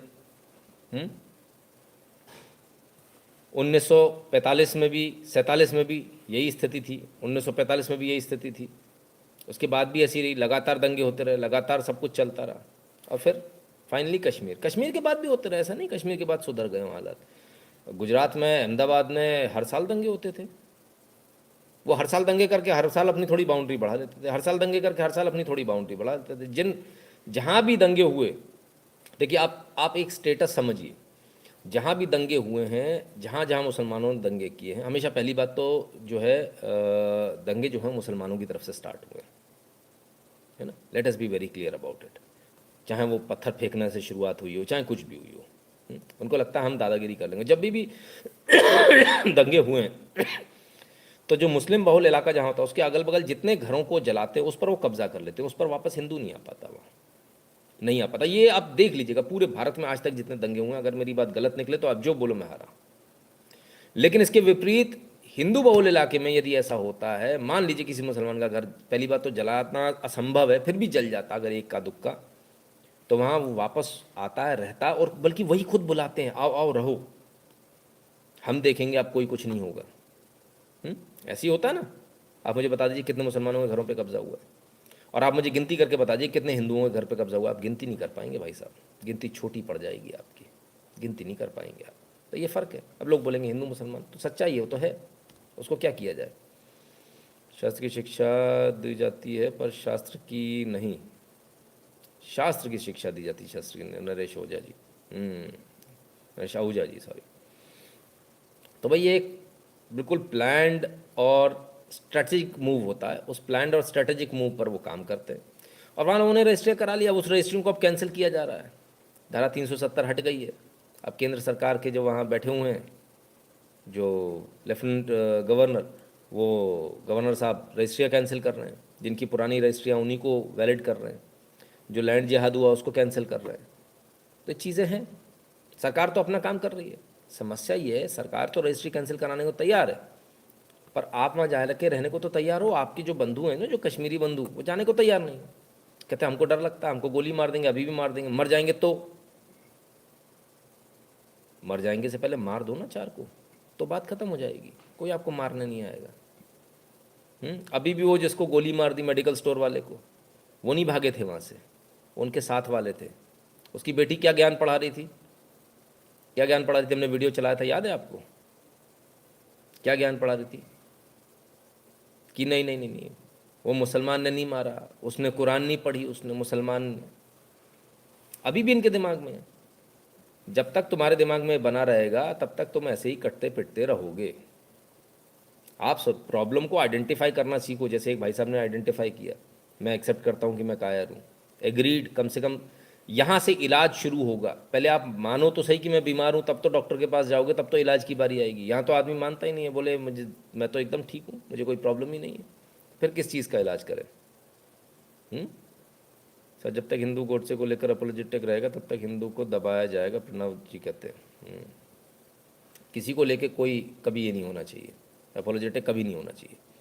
Hindu look at the smaller picture like government job, inflation, reservation, but they don't bother about these, but focus only at bigger picture जिहाद। एब्सोल्युटली माधवी जी, बिल्कुल माधवी वैष्णव जी, आपकी बात 100% सही है। यहाँ रोटी कपड़ा मकान में ही मर जाते हैं, या नौकरी मिल जाए इसमें ही मर जाते हैं, इसी में हमारी ज़िंदगी ख़त्म हो जाती है।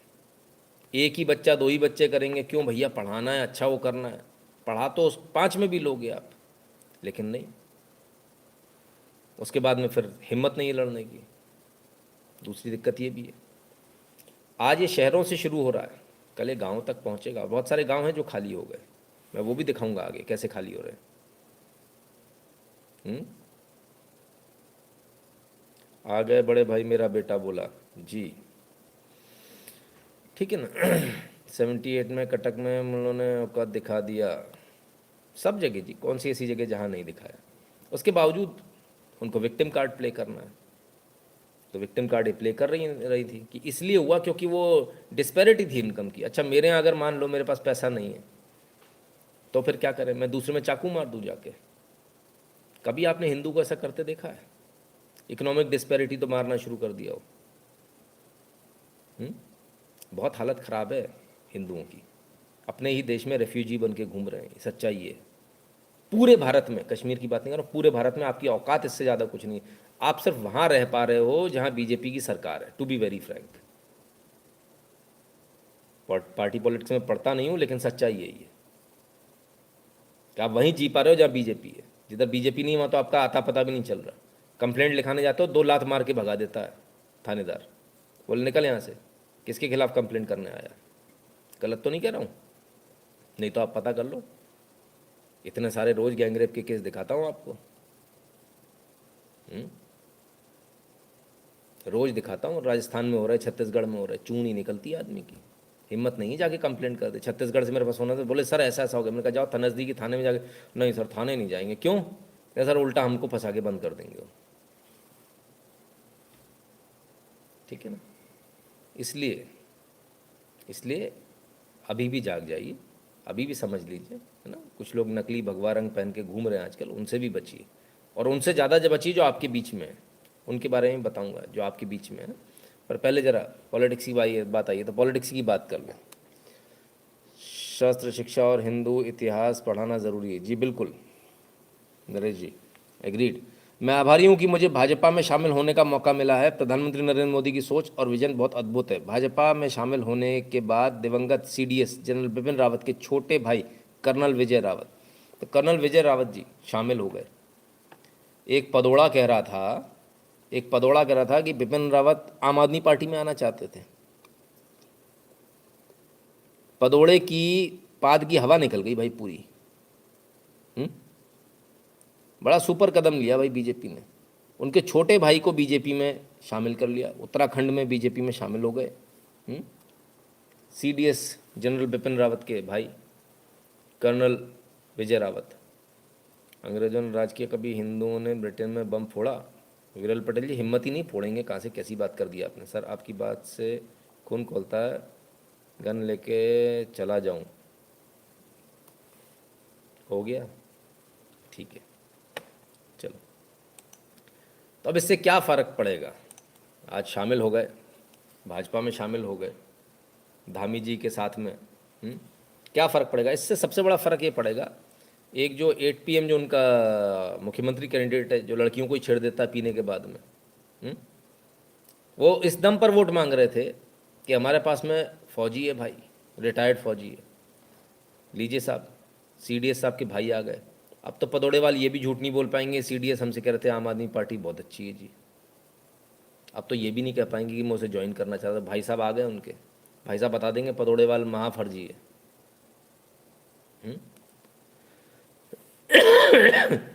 तो इसलिए कम से कम उत्तराखंड में एक बहुत अच्छा दांव इन्होंने चला।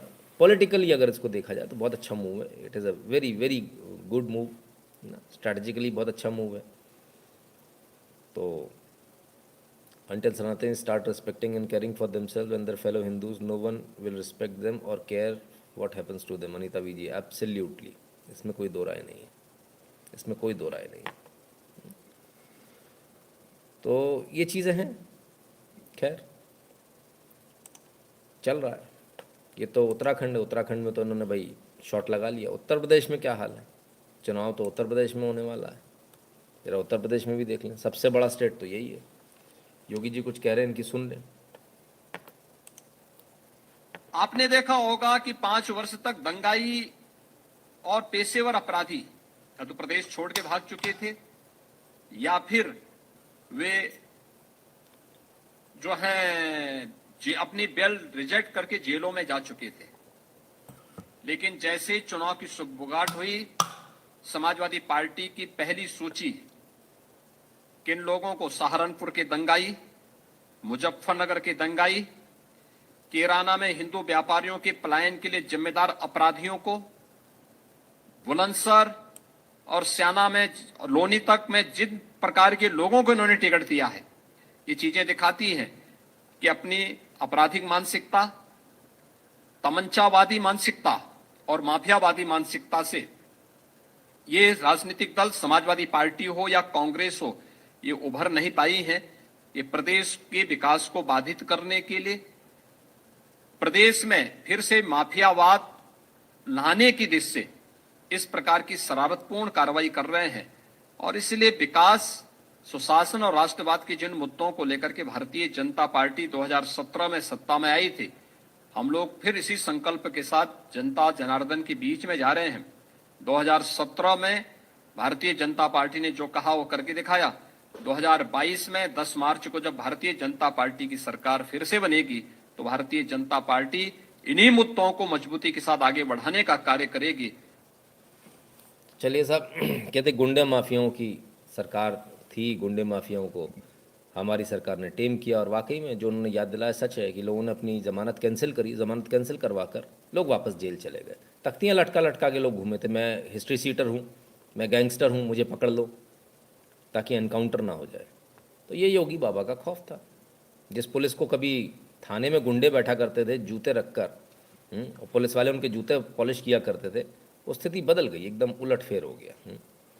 जैन कहते हैं सर गुजरात में हिंदू प्रतिकार कर रहे थे लेकिन पुलिस उनको गोली मार रही थी, इसका क्या करें, सॉल्यूशन क्या है? जैन जी, इसका सिर्फ एक काम करें कि आप जाकर पहले जानकारी ले लीजिए। आपको जानकारी नहीं है इसलिए आपने ऐसा कमेंट किया। निवेदन मेरा आपसे ये है, आप जानकारी लीजिए और पार्टिसिपेट किया कीजिए, ताकि आपको सत्यता का भान हो, ये आपको पता रहे कि सत्य क्या है। ना तो मैं सारी चीज़ों को मैं आपको यहाँ बोल पाऊँगा, ना आप समझ पाओगे, ठीक है।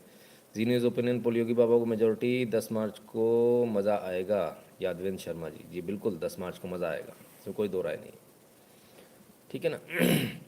क्लियर है। हमारे में से ज़्यादातर लोग वो हैं जो हिंदुत्व की बात करते हैं, जो घर से नहीं निकलते, इसलिए उनको जानकारी नहीं होती है।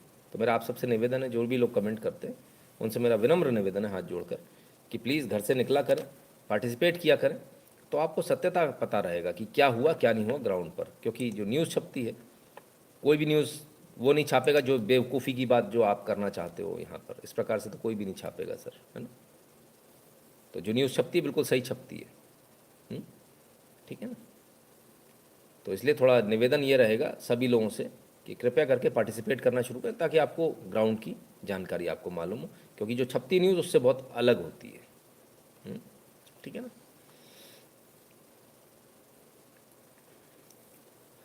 चलिए आगे चलते हैं। और भी कुछ कह रहे हैं योगी जी, वो क्या कह रहे हैं ज़रा वो सुन लीजिए। तो उन्होंने कहा कि गुंडे माफियाओं का हमने राज खत्म कर दिया। बिल्कुल इसमें कोई दो राय नहीं कि उन्होंने राज खत्म कर दिया, अच्छी तरह सब कुछ कह दिया। योगी जी ने रजत शर्मा के शो में बोलते उनके पर मारने का प्लान किया अखिलेश रूलिंग में था जब। बिल्कुल। तो तमाम सारी चीज़ें जो चलेंगी, मुद्दे तो अभी बहुत हैं जो चलेंगे। समाजवादी पार्टी आज बैकफुट पर आ चुकी है अपनी पहली सूची के बाद। अब उनकी हिम्मत नहीं हो पा रही कि अगली सूची वो जारी कर सकें, क्योंकि किसकी करें किसकी न करें। और अगर करते हैं, जिन जैसे पेशेवर माफिया और अपराधियों को इन्होंने पहली सूची में स्थान दिया, अगर ऐसे ही करते हैं तो जनता के सामने उनको मुंह दिखाने की स्थिति नहीं होगी। समाजवादी पार्टी तो साहब पहली लिस्ट के बाद दूसरी लिस्ट नहीं दे पा रहे हैं क्योंकि गुंडे माफियाओं को टिकट दे रहे हैं, सच बात है। तो बैकफुट पर आ गए। खैर बैकफुट है या फ्रंट फुट है तो वक्त बताएगा। लेकिन इस सब के बीच में एक बड़ी गजब की आज घटना हुई, जो घटना आपको देखनी चाहिए और उत्तर प्रदेश से रिलेटेड है। दिल्ली समाजवादी पार्टी के नेता मुलायम सिंह यादव की बहू अपर्णा यादव उत्तर प्रदेश भाजपा अध्यक्ष स्वतंत्र सिंह और उप मुख्यमंत्री केशव प्रसाद मौर्य की मौजूदगी में पार्टी में शामिल हुई। लो भैया, बहुरानी शामिल हो गई भाजपा में।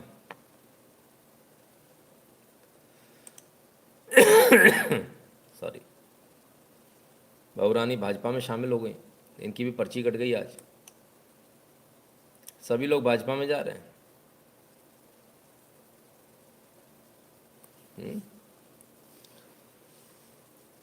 कमाल है। इस पर अखिलेश जी ने क्या कहा, जरा वो भी सुन लीजिए। अखिलेश जी ने भी इस पर कहा, मैं उन्हें अपर्णा यादव बधाई दूंगा और हमें खुशी है कि हमारी समाजवादी विचारधारा का विस्तार हो रहा है। मुझे उम्मीद है कि हमारी विचारधारा वहां पहुंचकर संविधान और लोकतंत्र को बचाने का काम करेगी। नेताजी मुलायम सिंह यादव ने उन्हें समझाने की बहुत कोशिश की, अखिलेश यादव। तो उन्हें खुशी है कि वहाँ चली गई, विचारधारा बढ़ रही है। तो भौजी को भी भेज दो भैया, ये टेढ़ी नाक भौजी को भी भेज दो। ऐसा पंच मारा अपर्णा ने कि नाक टेढ़ी हो गई भाई। तो भौजी को भी भेज दीजिए और विचारधारा थोड़ी सी हमारे यहाँ थोड़ी और बढ़िया हो जाएगी, एकदम टकाटक। आपकी समाजवादी विचारधारा तभी बढ़ेगी ना जब भौजी को भेज देंगे। ऐसे कैसे? कमाल है।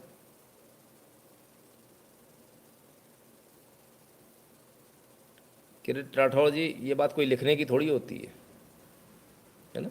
जो नहीं निकला घर से उसके लिए हम थोड़ी लिखेंगे। आपका कमेंट डिलीट कर रहा हूँ, माफ़ी चाहता हूँ। ठीक है ना, ये बात कोई लिखने की थोड़ी है सर। मुझे मालूम है, उनको नहीं मालूम, इसलिए मैंने उनको इशारा कर दिया। अब अगर वो ज़मीन पर उतरेंगे, देखेंगे तो उनको पता चलेगा क्या सच्चाई है क्या नहीं है। ठीक है ना। अब इसको लेकर दिन भर बड़े मेम बनते रहे, तरह तरह के मेम्स बने साहब। हमारी छोटी बहू अपर्णा को भाजपा में लेने के लिए धन्यवाद, महिला सपा में सुरक्षित नहीं है। बताइए, ऐसे ही मनने लगे। उनको पता है women are not safe in SP. Rajesh ji का बिल्कुल उसी समय कमेंट आया जिस समय मीम्स दिखा रहे हैं। कमाल है, कमाल का कोइंसिडेंस है। खैर, तो भाई लोग उनको छोड़कर जा रहे हैं। कहते कि जी बढ़िया विचारधारा का विस्तार हो रहा। इनकी विचारधारा का और विस्तार करा दे भैया, आ जाइए। जनता भी इनकी विचारधारा का विस्तार करा रही है, सुनिए जरा। कौन करा दिया जब? कौन करा दिया? यादव कई बार लड़े हैं चुनाव आज तक? संसदी तो लड़ते हैं, कई बार? संसदी तो लड़ते हैं। कई बार? कई बार लड़े हैं, कन्नौज से भी लड़े, इटावा से भी लड़े। यहाँ 5 बार लड़े हैं योगी हाँ आदित्य। भी, हाँ। 5 बार के पार्लियामेंट के मेंबर रहे हैं। क्या समझा आपने? और उत्तर प्रदेश में चुनिंदा लोग उतने वोटों से चुनाव जीते हैं जितने से बाबा जी चुनाव जीत चुके हैं। और रह गया सवाल उनको चुनाव हराने की बात करना। तो देखिए, घोड़ा और गधा कभी एक हुए आज तक? समाजवादी पार्टी माने गधा। अच्छा, जी हाँ, यहाँ देवरिया के बाद, कुशीनगर के बाद, और इधर सोनभद्र के बाद, और इधर मुजफ्फरनगर के बाद समाजवादी पार्टी को कोई जानता है क्या? और भारतीय जनता पार्टी देश के 3/4 भूभाग पर राज्य कर रही है इस टाइम। दुनिया की सबसे बड़ी पार्टी और भारत की सबसे बड़ी पार्टी, लोकसभा में प्रचंड बहुमत, देश के सारे बड़े राज्यों पर शासन, क्या मुकाबला करेंगे अखिलेश यादव? उनकी औकात, उनकी बिसात क्या है? वो अब ओबीसी बाबा रे बाबा, कुफ्र हो गया जी, कुफ्र। अब क्या बताएं, घोड़ा गधा सब बता दिया उन्होंने।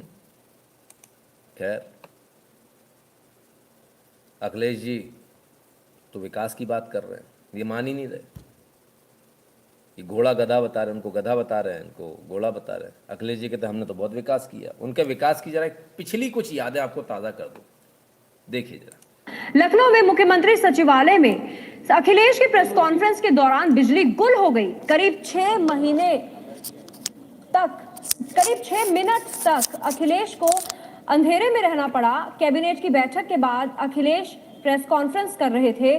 6 मिनट तक अखिलेश यादव की प्रेस कॉन्फ्रेंस में, जो उत्तर प्रदेश के मुख्यमंत्री हैं, उनकी प्रेस कॉन्फ्रेंस में बिजली नहीं थी, बत्ती गुल हो गई थी 6 मिनट में। 300 यूनिट फ्री देने का जो फैसला समाजवादी पार्टी ने अपने मैनिफेस्टो में शामिल किया है, वो एक बहुत महत्वपूर्ण फैसला है। लखनऊ में बाप मर गए अंधेरा माँ, अब बेटवा पावर हाउस। आई शाबाश। अबे अपनी प्रेस कॉन्फ्रेंस तुम कर ना पा रहे, और दुनिया को बता रहे हो। कमाल, कमाल के लोग हैं सब।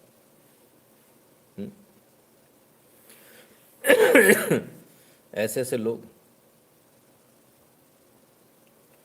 कमाल के लोग हैं। अपनी प्रेस कॉन्फ्रेंस संभली नहीं, वहाँ लाइट चली गई, 6 मिनट तक गोल। कहते 300 यूनिट जनता को फ्री देंगे। अबे छोड़ो, पहले अपने आप को तो संभाल लो। शिवाजी, महाराणा प्रताप मौर्य, अशोक और अन्य बहादुरों की लीला होनी चाहिए हर जगह। रामलीला की तरह गुरुकुल भी खोलो, हर मोहल्ले हर गांव। नरेश आहूजा जी, कुछ नहीं होने वाला उससे, आप कहाँ लगे हो?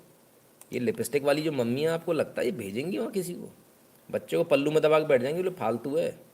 और अगर आप बोलोगे तो मालूम है क्या जवाब मिलेगा? इस तेरे बाप का दिमाग सठिया गया है, तू बेटा पीछे रह, तू कमा धमा और मुझे खिला। वो एक वीडियो नहीं दिखाया था, बच्चा जो बड़ा इंटेलिजेंट था, तो पूछा उसके दादाजी से क्या बनाओगे? बोले जी हम तो उसको संत बनाएंगे। मम्मी से पूछा क्या बनाऊंगा? अधिकारी बनाएंगे जाए।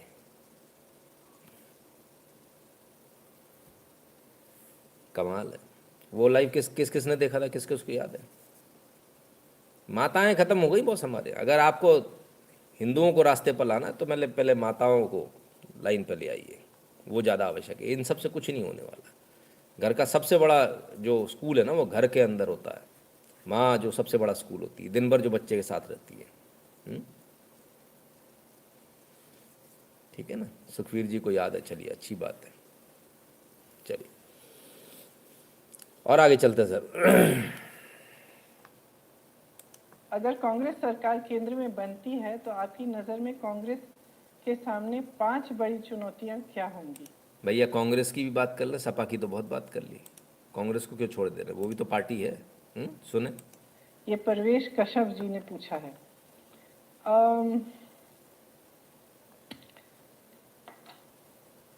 देखिए, सबसे बड़ी चुनौती मेरे ख्याल से ये है कि जैसे मैंने कहा कि राजनीति का मकसद अब एक सकारात्मक मकसद बने। किस तरह से हम प्रदेश को, देश को आगे बढ़ा सकते हैं, इस पे पूरा फोकस हो। और जो बांटने की बात है, जो सांप्रदायिक बातें हैं, जातिवाद की बातें हैं, ये राजनीति से हटकर विकास की बात सबसे ज्यादा महत्वपूर्ण हो। उसका खूब पड़ा जिस दिन मेरा नौजवान मेरे कंट्रोल से बाहर आ गया, जिस दिन मेरा कंट्रोलिंग नौजवानों पर खत्म हो गया। मुझसे बहुत लोग कहते हैं मियां तुम तो मजदूर हो गए, तुम तो कुछ करना ही नहीं चाहते, लेकिन मैं कहता हूँ कि पहले मैं मरूंगा, बाद में तुम्हारा नंबर आएगा। लगता है अपने हिंदू भाइयों से खास तौर तौर पे कह रहा हूं, मुझे उस वक्त से डर लगता है जिस दिन मेरा ये नौजवान कानून अपने हाथ में ले लेगा। जिस दिन ये नौजवान ये कानून हो गया और कानून अपने हाथ में लेने पर मजबूर हो गया, तो तुम्हें हिंदुस्तान में कहीं पनाह नहीं मिलेगी। मौलाना तौकीर रजा गजब की स्पीच दे रहे हैं। उसके बाद उनको तुरंत कांग्रेस में एंट्री दे दी जाती है, भाई कांग्रेस में आओ, आपका स्वागत है। ठीक है। अर्जुन ने गीता में कहा स्त्रियां बिगड़ी वंश बिगड़ा। रॉबर्ट कूल जी वही सत्य हो रहा है फिलहाल तो। साहब इनके हाथी की दांत दिखाने कुछ और है, खाने कुछ और है, दिखावा कुछ और करते हैं और असलियत कुछ और है। आइए, आज तो रिकॉर्ड ही तोड़ दिया इन्होंने। कहते यूपी चुनाव, तौकीर रजा ने बटला एनकाउंटर में मारे गए आतंकियों को बताया शहीद। संबित पात्रा बोले मौलाना और सोनिया की गांधी की सोच एक जैसी। बिल्कुल, इसमें कोई दो राय नहीं है, कोई दो राय नहीं है। Made to feel like Pakistani party in opposition as they have same views. Absolutely Tushar ji, उसमें कोई फ़र्क ही नहीं, इनकी उनकी भाषा बिल्कुल सेम है। तो आज तो बटला हाउस एनकाउंटर पे भी इन्होंने आवाज़ उठा दी। बटला हाउस एनकाउंटर बोले शहीद थे वो जो मरे हैं, उसमें आतंकवादियों को शहीद बताया जा रहा है। Very good. उन्हीं आतंकवादियों को देखकर सोनिया जो मम्मी हैं उनकी भी आंखों में आंसू आ गए, रोने लगी थी। कांग्रेस से हाथ मिलाने के बाद तौकीर रजा का विवादित बयान, बटला हाउस में मारेगा आतंकियों को बताए शहीद। तो उससे पहले क्या कहा था? उससे पहले कहा था कि हिंदुओं को मारेंगे, दौड़ा दौड़ा के मारेंगे, जगह नहीं मिलेगी। तो तुरंत कांग्रेस में एंट्री मिल गई सोनिया गांधी से, जैकी श्रॉफ, सॉरी क्या नाम है इनका, प्रियंका वाड्रा से मिल लिए, एंट्री मिल गई इनको। और उसके बाद में नया बयान आ गया कांग्रेस में आते ही, और धार आ गई। वो कहते जी बटला हाउस की जांच दोबारा होगी। नहीं विश्वास होता, इनके मुंह से सुन लीजिए। कहते जो मारेगा वो शहीद है, उनको शहीद का दर्जा दिया जाएगा कांग्रेस अगर पार्टी में सत्ता में आएगी तो। बटला हाउस इनकाउंटर जैसे बहुत से इनकाउंटरों का आपको की जांच होगी और असली आतंकवादी सामने आएंगे और जो शहीद है उनको सम्मान मिलेगा। बटला हाउस इनकाउंटर जैसे बहुत से इनकाउंटरों का आपको की जांच होगी और असली आतंकवादी सामने आएंगे और जो शहीद है उनको सम्मान मिलेगा। अच्छा, तो असली आतंकवादी कौन से थे? असली आतंकवादी वो थे जिन्होंने, पुलिस वाले जिन्होंने गोली मारी, और जो आतंकवादी थे जिनका इनकाउंटर हुआ वो शहीद थे, उनको सम्मान मिलेगा। मौलाना तौकीर रजा साहब ने एक और चीज़ बोली कि हमने अपने बच्चों को रोक रखा है, हमारे बच्चे हाथ से छूट गए तो ऐसा हो जाएगा, हमारे कंट्रोल से बाहर चले गए तो ऐसा हो जाएगा। उन्होंने कानून हाथ में ले लिया तो कहीं जगह नहीं मिलेगी। तौकीर रजा साहब एक काम करो, आप एक काम करो, आप अपने बच्चों से कंट्रोल छोड़ ही दो। आपके बच्चों को कंट्रोल हाथ से निकल ही जान दो। आपके बच्चों को कानून हाथ में ले ही लेने दो। फिर देख लेंगे किसको जगह मिलती किसको नहीं। आपकी उतना टेंशन नहीं, रोज रोज की भाषणबाजी बंद करो यार। एक बार में डिसाइड कर लो, जब करना हो तब कर लो, जब तुम्हारा मन करे, जहाँ तुम्हारा मन करे वहाँ कर लो। ये छोड़ दो, तुम्हारा कंट्रोल छोड़ दो भाई, निकल जान दो बच्चों को हाथ से, ले लेने दो उनको कानून अपने हाथ में। पर हम भी देख लेते हैं उसके बाद में क्या होगा।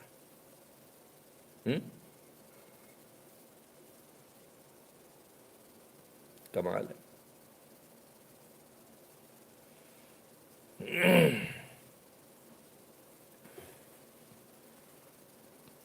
मैं हैरान इस बात पर हूँ, बड़ी देर से रुक कर देख रहा था। कोई कॉमेडी की बात करो तुरंत कमेंट आते हैं, लेकिन जैसी ये वाली बात करी ना कि निकल जान दो कंट्रोल से, लेने दो उनको कानून अपने हाथ में, फिर देख लेंगे। सारे चुप हो गए, सारे अंदर चले गए। ये असलियत है यहाँ लिखने वालों की, लाइव देखने वालों की भी असलियत है, देख लो आप यहाँ। फिर मत कहना कि बताया नहीं था, ठीक है। 2-4 कमेंट कुल,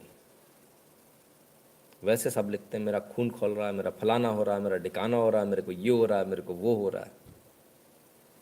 गायब। मैं इंतजार कर रहा था, मैंने कहा आए, अभी आए, अभी आए, अभी आए। एक नहीं है जी। कुछ संगठन बनाओ जी, ऐसा करो वैसा करो। ज्ञान देने रोज आते हैं लोग, भरपूर मात्रा में आते हैं। Sir why do you think BJP is not even contesting this time? Sir why do you think BSP is not even contesting this time? Tushar ji, BSP अपना कंटेस्ट कर रही है अभी। देखिए, उसका वोटर बहुत साइलेंट वोटर होता है, ऐसा नहीं मान सकते कि आपको, क्योंकि इन पर पैसा खर्च नहीं कर रहे, उनका पैसा खत्म हो गया ना, छापे वापे पड़ गए नोटबंदी वगैरह में, है ना। हम आपके साथ है, साथ वात किसी को नहीं चाहिए बॉस। किसने कह दिया हमें आपका कोई साथ वात नहीं चाहिए? किसने कह दिया हमें आपका साथ चाहिए? सॉरी, कुछ करके आना तब साथ मतलब बराबरी वाले से होता है। पहले कुछ करके आओ, बताओ ये मैंने ये कर दिया, तब फिर उसके बाद साथ की बात होती है। ऐसे कैसे हवा में साथ? अरे मरना थोड़ी है, ऐसा पागल थोड़ी हूँ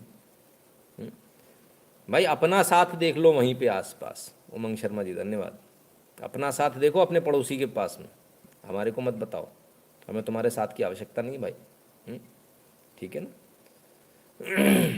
वो कमेंट की स्पीड से हम समझ गए थे, उसी समय समझ गए। बहुत बढ़िया, समझ में आ गया है देखने वाले लोग कितने समझदार हैं। खैर कोई बात नहीं, होता है ऐसा। तो खैर वो तौकीर रज़ा साहब दुनिया भर की बातें कर रहे थे, इतना ज्ञान दे रहे थे। तुषार जी का कमेंट चला गया, उस पर जवाब देना था, बीच में एकदम से कमेंट आ गया कोई दूसरा। तो बीएसपी कंटेस्ट कर रही है सर, वो अपने हिसाब से आएगी, है ना, अपने हिसाब से अपने फॉर्म में आएगी। ठीक, चलिए। तो क्या है, NI online these Maulana is Pakistani agent. Absolutely, these are the people who are dancing on the tunes of Pakistan. खैर, तो कांग्रेस क्या असली रूप दिख गया आपको? सर मेरे मुंह की बात छीनी, छोड़ो कंट्रोल। हाँ जी बिल्कुल, कंट्रोल छोड़ो, हम तो कहते हैं फटाफट छोड़ो। तो खैर कांग्रेस का ये चरित्र भी आपने देख लिया, अगर सत्ता में आए तो क्या करेंगे। अब ज़रा इनका दूसरा भी देख लीजिए चरित्र। वोट्स को सिर्फ अट्रैक्ट करने के लिए, जब हक अधिकार की बात आई तो हमें दरकिनार कर दिया गया। तो सिर्फ वोट्स के लिए जितने लोग ओबीसी के चेहरे को इस्तेमाल करते हैं, उसका विरोध करती हूँ मैं। क्योंकि मैंने पूरी ताकत से अपनी विधानसभा में काम किया, फिर भी मुझे मौका नहीं दिया गया, जबकि हर जगह पे टॉप पे मेरा नाम था। किसी से कोई बात हुई यहाँ पर आपकी?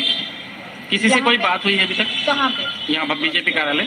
जी, यहाँ पे मेरी बात हुई है और उसी के अनुसार हम लोग यहाँ पे बातचीत के लिए आए थे, बैठे हैं और वेरी सून आप लोगों के सामने होगा। I will be with BJP. मेरे साथ हमारे समाज के अखिल भारतीय कुशवाहा समाज के अध्यक्ष जी हैं और ये भी अपनी बातों को रखेंगे कि किस तरीके से पूरा समाज मेरे साथ खड़ा है।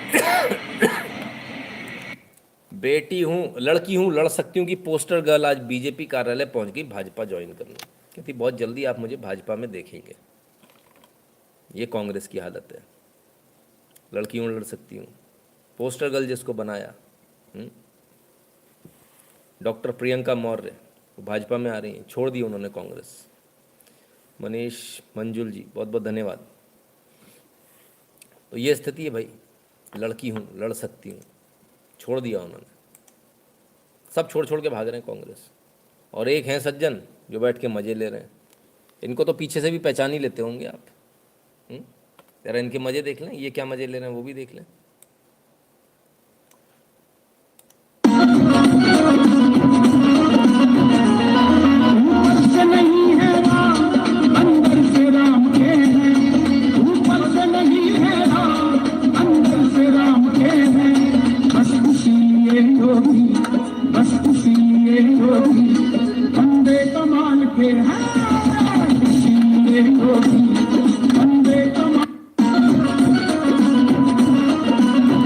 इनका अपना एंजॉयमेंट अलग ही चल रहा है। दुनिया जाए तेल लेने, ऐश तू कर। बाई गॉड, सब टेंशन में चुनाव की, ये मजे में।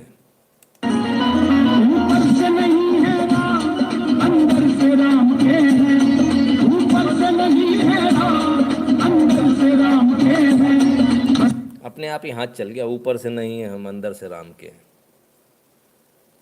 भावना होती जो दिखी जाती। दुनिया परेशानी में या अपनी मस्ती में, मस्त अपनी गाड़ी में चले जा रहे हैं। यहाँ विदेश में रहते हैं तो मेरा बोलने का अर्थ नहीं, पर जो करना है कर लें। उन्हें गलत इल्ज़ाम पर जेल भी भेजें तो भी समस्या नहीं। रॉबर्ट कुल जी एब्सोल्युटली। प्रणव जी कहते हैं नहीं सर, कोवर्ट ऑपरेशन चलाना चाहिए, 3-4 लोगों गायब कर देंगे तब तो इनकी पूछ में आग लगेगी।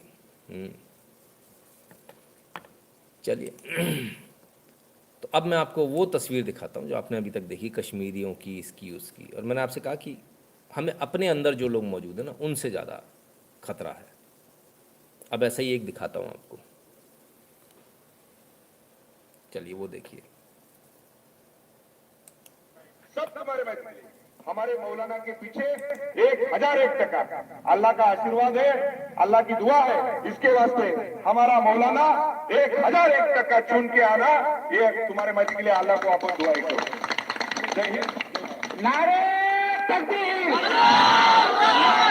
तकबीर। हमारे मौलाना के पीछे 1001 टका अल्लाह का आशीर्वाद है, अल्लाह की दुआ है। इसके वास्ते हमारा मौलाना 1001 टीका लगा के पंडित जी भगवा वस्त्र डाले हुए आशीर्वाद दे रहे हैं साहब। टका चुन के आना, ये तुम्हारे मर्जी के लिए अल्लाह को आप दुआ करो। यही वो गद्दार हैं आपकी कौम के, इन्हें पहचान लीजिए आप, जिनकी वजह से यह हाल होता है। ये वीडियो कहाँ का है, कौन है, ये तो हमें नहीं मालूम, कि वीडियो आज आंखों के सामने आया, उनको देखकर हैरान रह गया। कमाल है भाई। तो हमारे ही लोग ऐसे होते हैं जिनको सेक्युलरिज्म ज़्यादा चढ़ा होता है। मैंने बोला ना, जिनको सेक्युलरिज्म चढ़ा है उनको आप धक्का देकर भगाइए उन इलाकों में रहने के लिए, उन इलाकों में रहने के लिए जहाँ हिंदू परेशान है, जहाँ मुस्लिम बहुल है। और ये लोग नहीं जाएँ तो उसके तरीके होते हैं इनको भगाने के। इनको परेशानी किससे होती है, हड्डी डाल दो, मांस डाल दो, इससे डर के भागते हैं ना, छोड़ छोड़ के भागते हैं वो।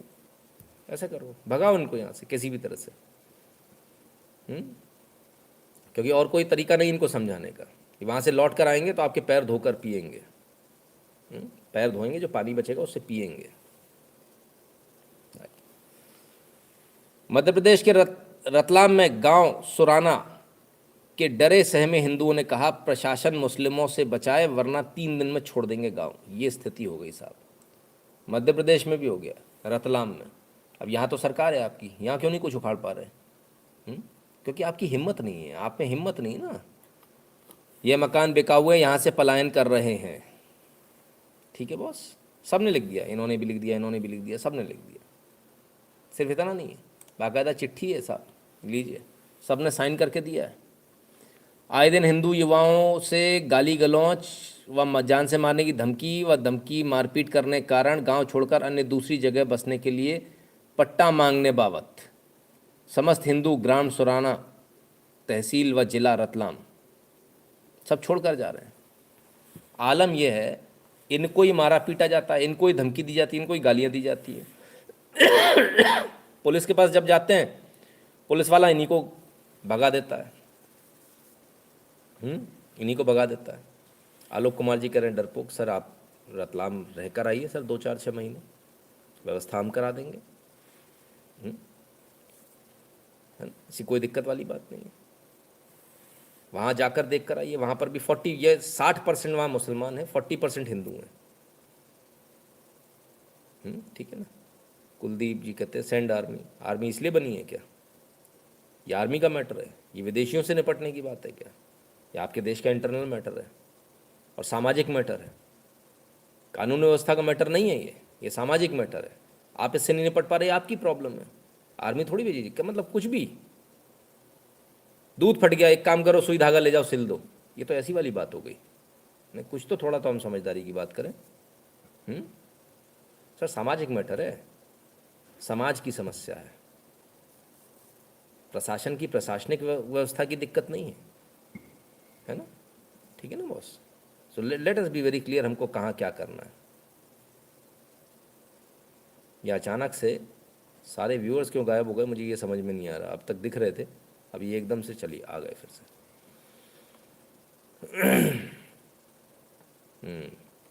तो ये स्थिति है साहब, रतलाम में भी यही स्थिति है, छोड़ के भाग रहे हैं। उनको बुलाओ जो अभी तक वो नारे लगा रहे थे उनके साथ में, जो कह रहे थे मौलाना ही जीतेगा हमारा, उसको बुलाओ। स्थिति सिर्फ इतनी नहीं है सर, स्थिति इससे भी बड़ी बढ़कर है, जो आप सोच नहीं सकते, उस हद तक है। तमिलनाडु के कांचीपुरम में पेरुमल मंदिर से एक वीडियो आ रहा है, ज़रा उसको भी देखें। सर एक्सीडेंट से ये महाराष्ट्र का लग रहा था, एक्सीडेंट से, हाँ मुझे भी ऐसी लगा।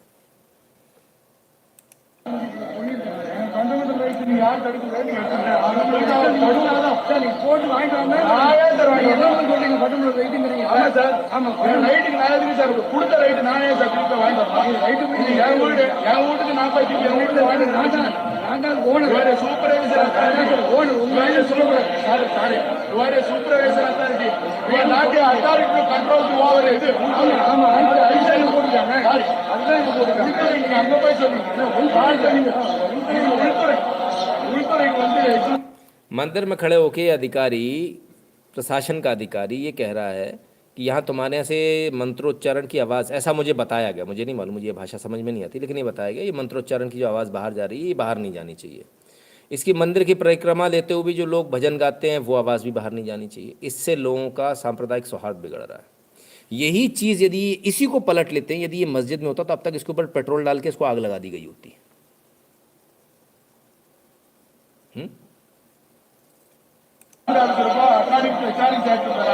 உள்துறைக்கு நீங்க வரவே கூடாது. எப்படி பெருமாள் நகை அர்ச்சனால் அதை மெயின்டைன் பண்றது இதெல்லாம் தான் உங்களுக்கு தவிர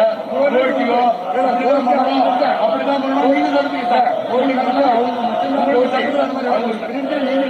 அதெல்லாம் அப்படியே எந்த ஊர்ல இருக்கு நான் உடனே சார் எப்படின்னா அதெல்லாம் நீங்க என்ன உங்களால அதில் நீங்க என்ன எடுக்கலாம்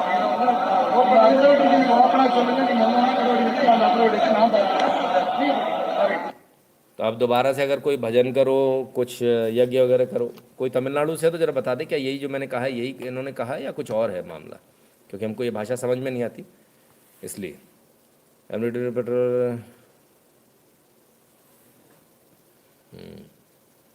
ठीक है ना सर, मैं बुद्धिस्ट हूँ और सनातन साथ देने के लिए अपनी समाज से लड़ना पड़ता पर फिर भी लड़ता हूँ। बहुत अच्छा,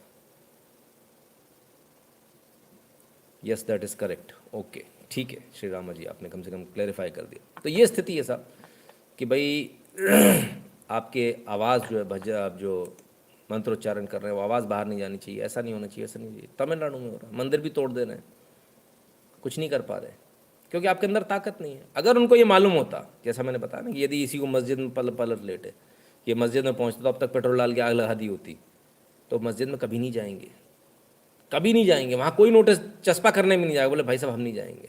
ये रुतबा आप अपना बना ही नहीं पाए यार। 100 साल तो कितने साल हो गए, 70 साल हो गए आज़ादी को, ये आप अपना रुतबा बना ही नहीं पाए, आज तक नहीं बना पाए कि किसी की हिम्मत ना पड़े नहीं उस इलाके में नहीं जाना यार, वो हिंदू बहुल इलाका है वहाँ नहीं जाएंगे, वो मंदिर हिंदुओं का मंदिर है उधर नहीं जाएंगे, कोई नोटिस चस्पा नहीं, कोई बिजली का बिल नहीं दे पाएंगे भैया हम वहाँ पर, नहीं भर रहे तो नहीं भर रहे, आप ये कर ही नहीं पाए। और मान लीजिए ऐसा हो भी जाए कभी गलती से कि किसी को कोई पीट दे तो मतलब आपकी स्थिति तो ये हो जाएगी, आप मंदिर जाने से डरोगे, अरे नहीं यार यहाँ तो यार ये ठीक नहीं है यार, वो मंदिर में तो ऐसी घटना हो गई थी, जबकि वहाँ तो और ज़्यादा जाना चाहिए, सपोर्ट करने जाना चाहिए। अगर हम 10 रुपये चढ़ाते तो 100 चढ़ाने चाहिए, 100 चढ़ाते तो 1000 चढ़ाने चाहिए। उनके कोर्ट केस भी तो होंगे, निपटेंगे कैसे? अरुण दास जी धन्यवाद, समझ नहीं हम लोगों को है ना। राहुल तिवारी जी कहते हैं प्रणाम सर, सभी को अपने आसपास के जयचंदों को पहचानना होगा। बिल्कुल, इसमें कोई दो राय नहीं है, जयचंद जहाँ मिले तो उसको वहीं मारो जयचंद को। चलिए अब आइए नैरेटिव कैसे चलता है उसको बताता हूँ आपको। मारेंगे भी और फिर रोएंगे भी, इनसे मिल लीजिए। और अब इन्होंने क्या कहा वो देख लीजिए। अलमास AH स्टूडेंट हैं ये। They say they can't identify us but we only cover our head not our face when we wear the हिजाब। आप खुद ही देख लीजिए, दोनों चीज़ें आपके आमने सामने हैं, दोनों चीज़ें आपके आमने सामने हैं साहब। कहती है कि वो कहते हैं कि हिजाब पहनने से हमारी आइडेंटिटी नहीं पकड़ में आती, लेकिन हम हिजाब तो सिर्फ अपने बालों को कवर करते हैं, बालों को, चेहरा थोड़ी कवर करते हैं। बोलते समय भी चेहरे पर मुंह पे लगा हुआ है। बताओ, ये आलम है, ये इनकी असलियत है, ये इनके झूठ की पराकाष्ठा है, जो सामने सामने झूठ बोलने की जो बात है ना, सामने सामने। अगर आप ये सोच रहे हैं कि सिर्फ फोटो में ऐसा है, आइए दिखाऊं आपको इनकी असलियत। ये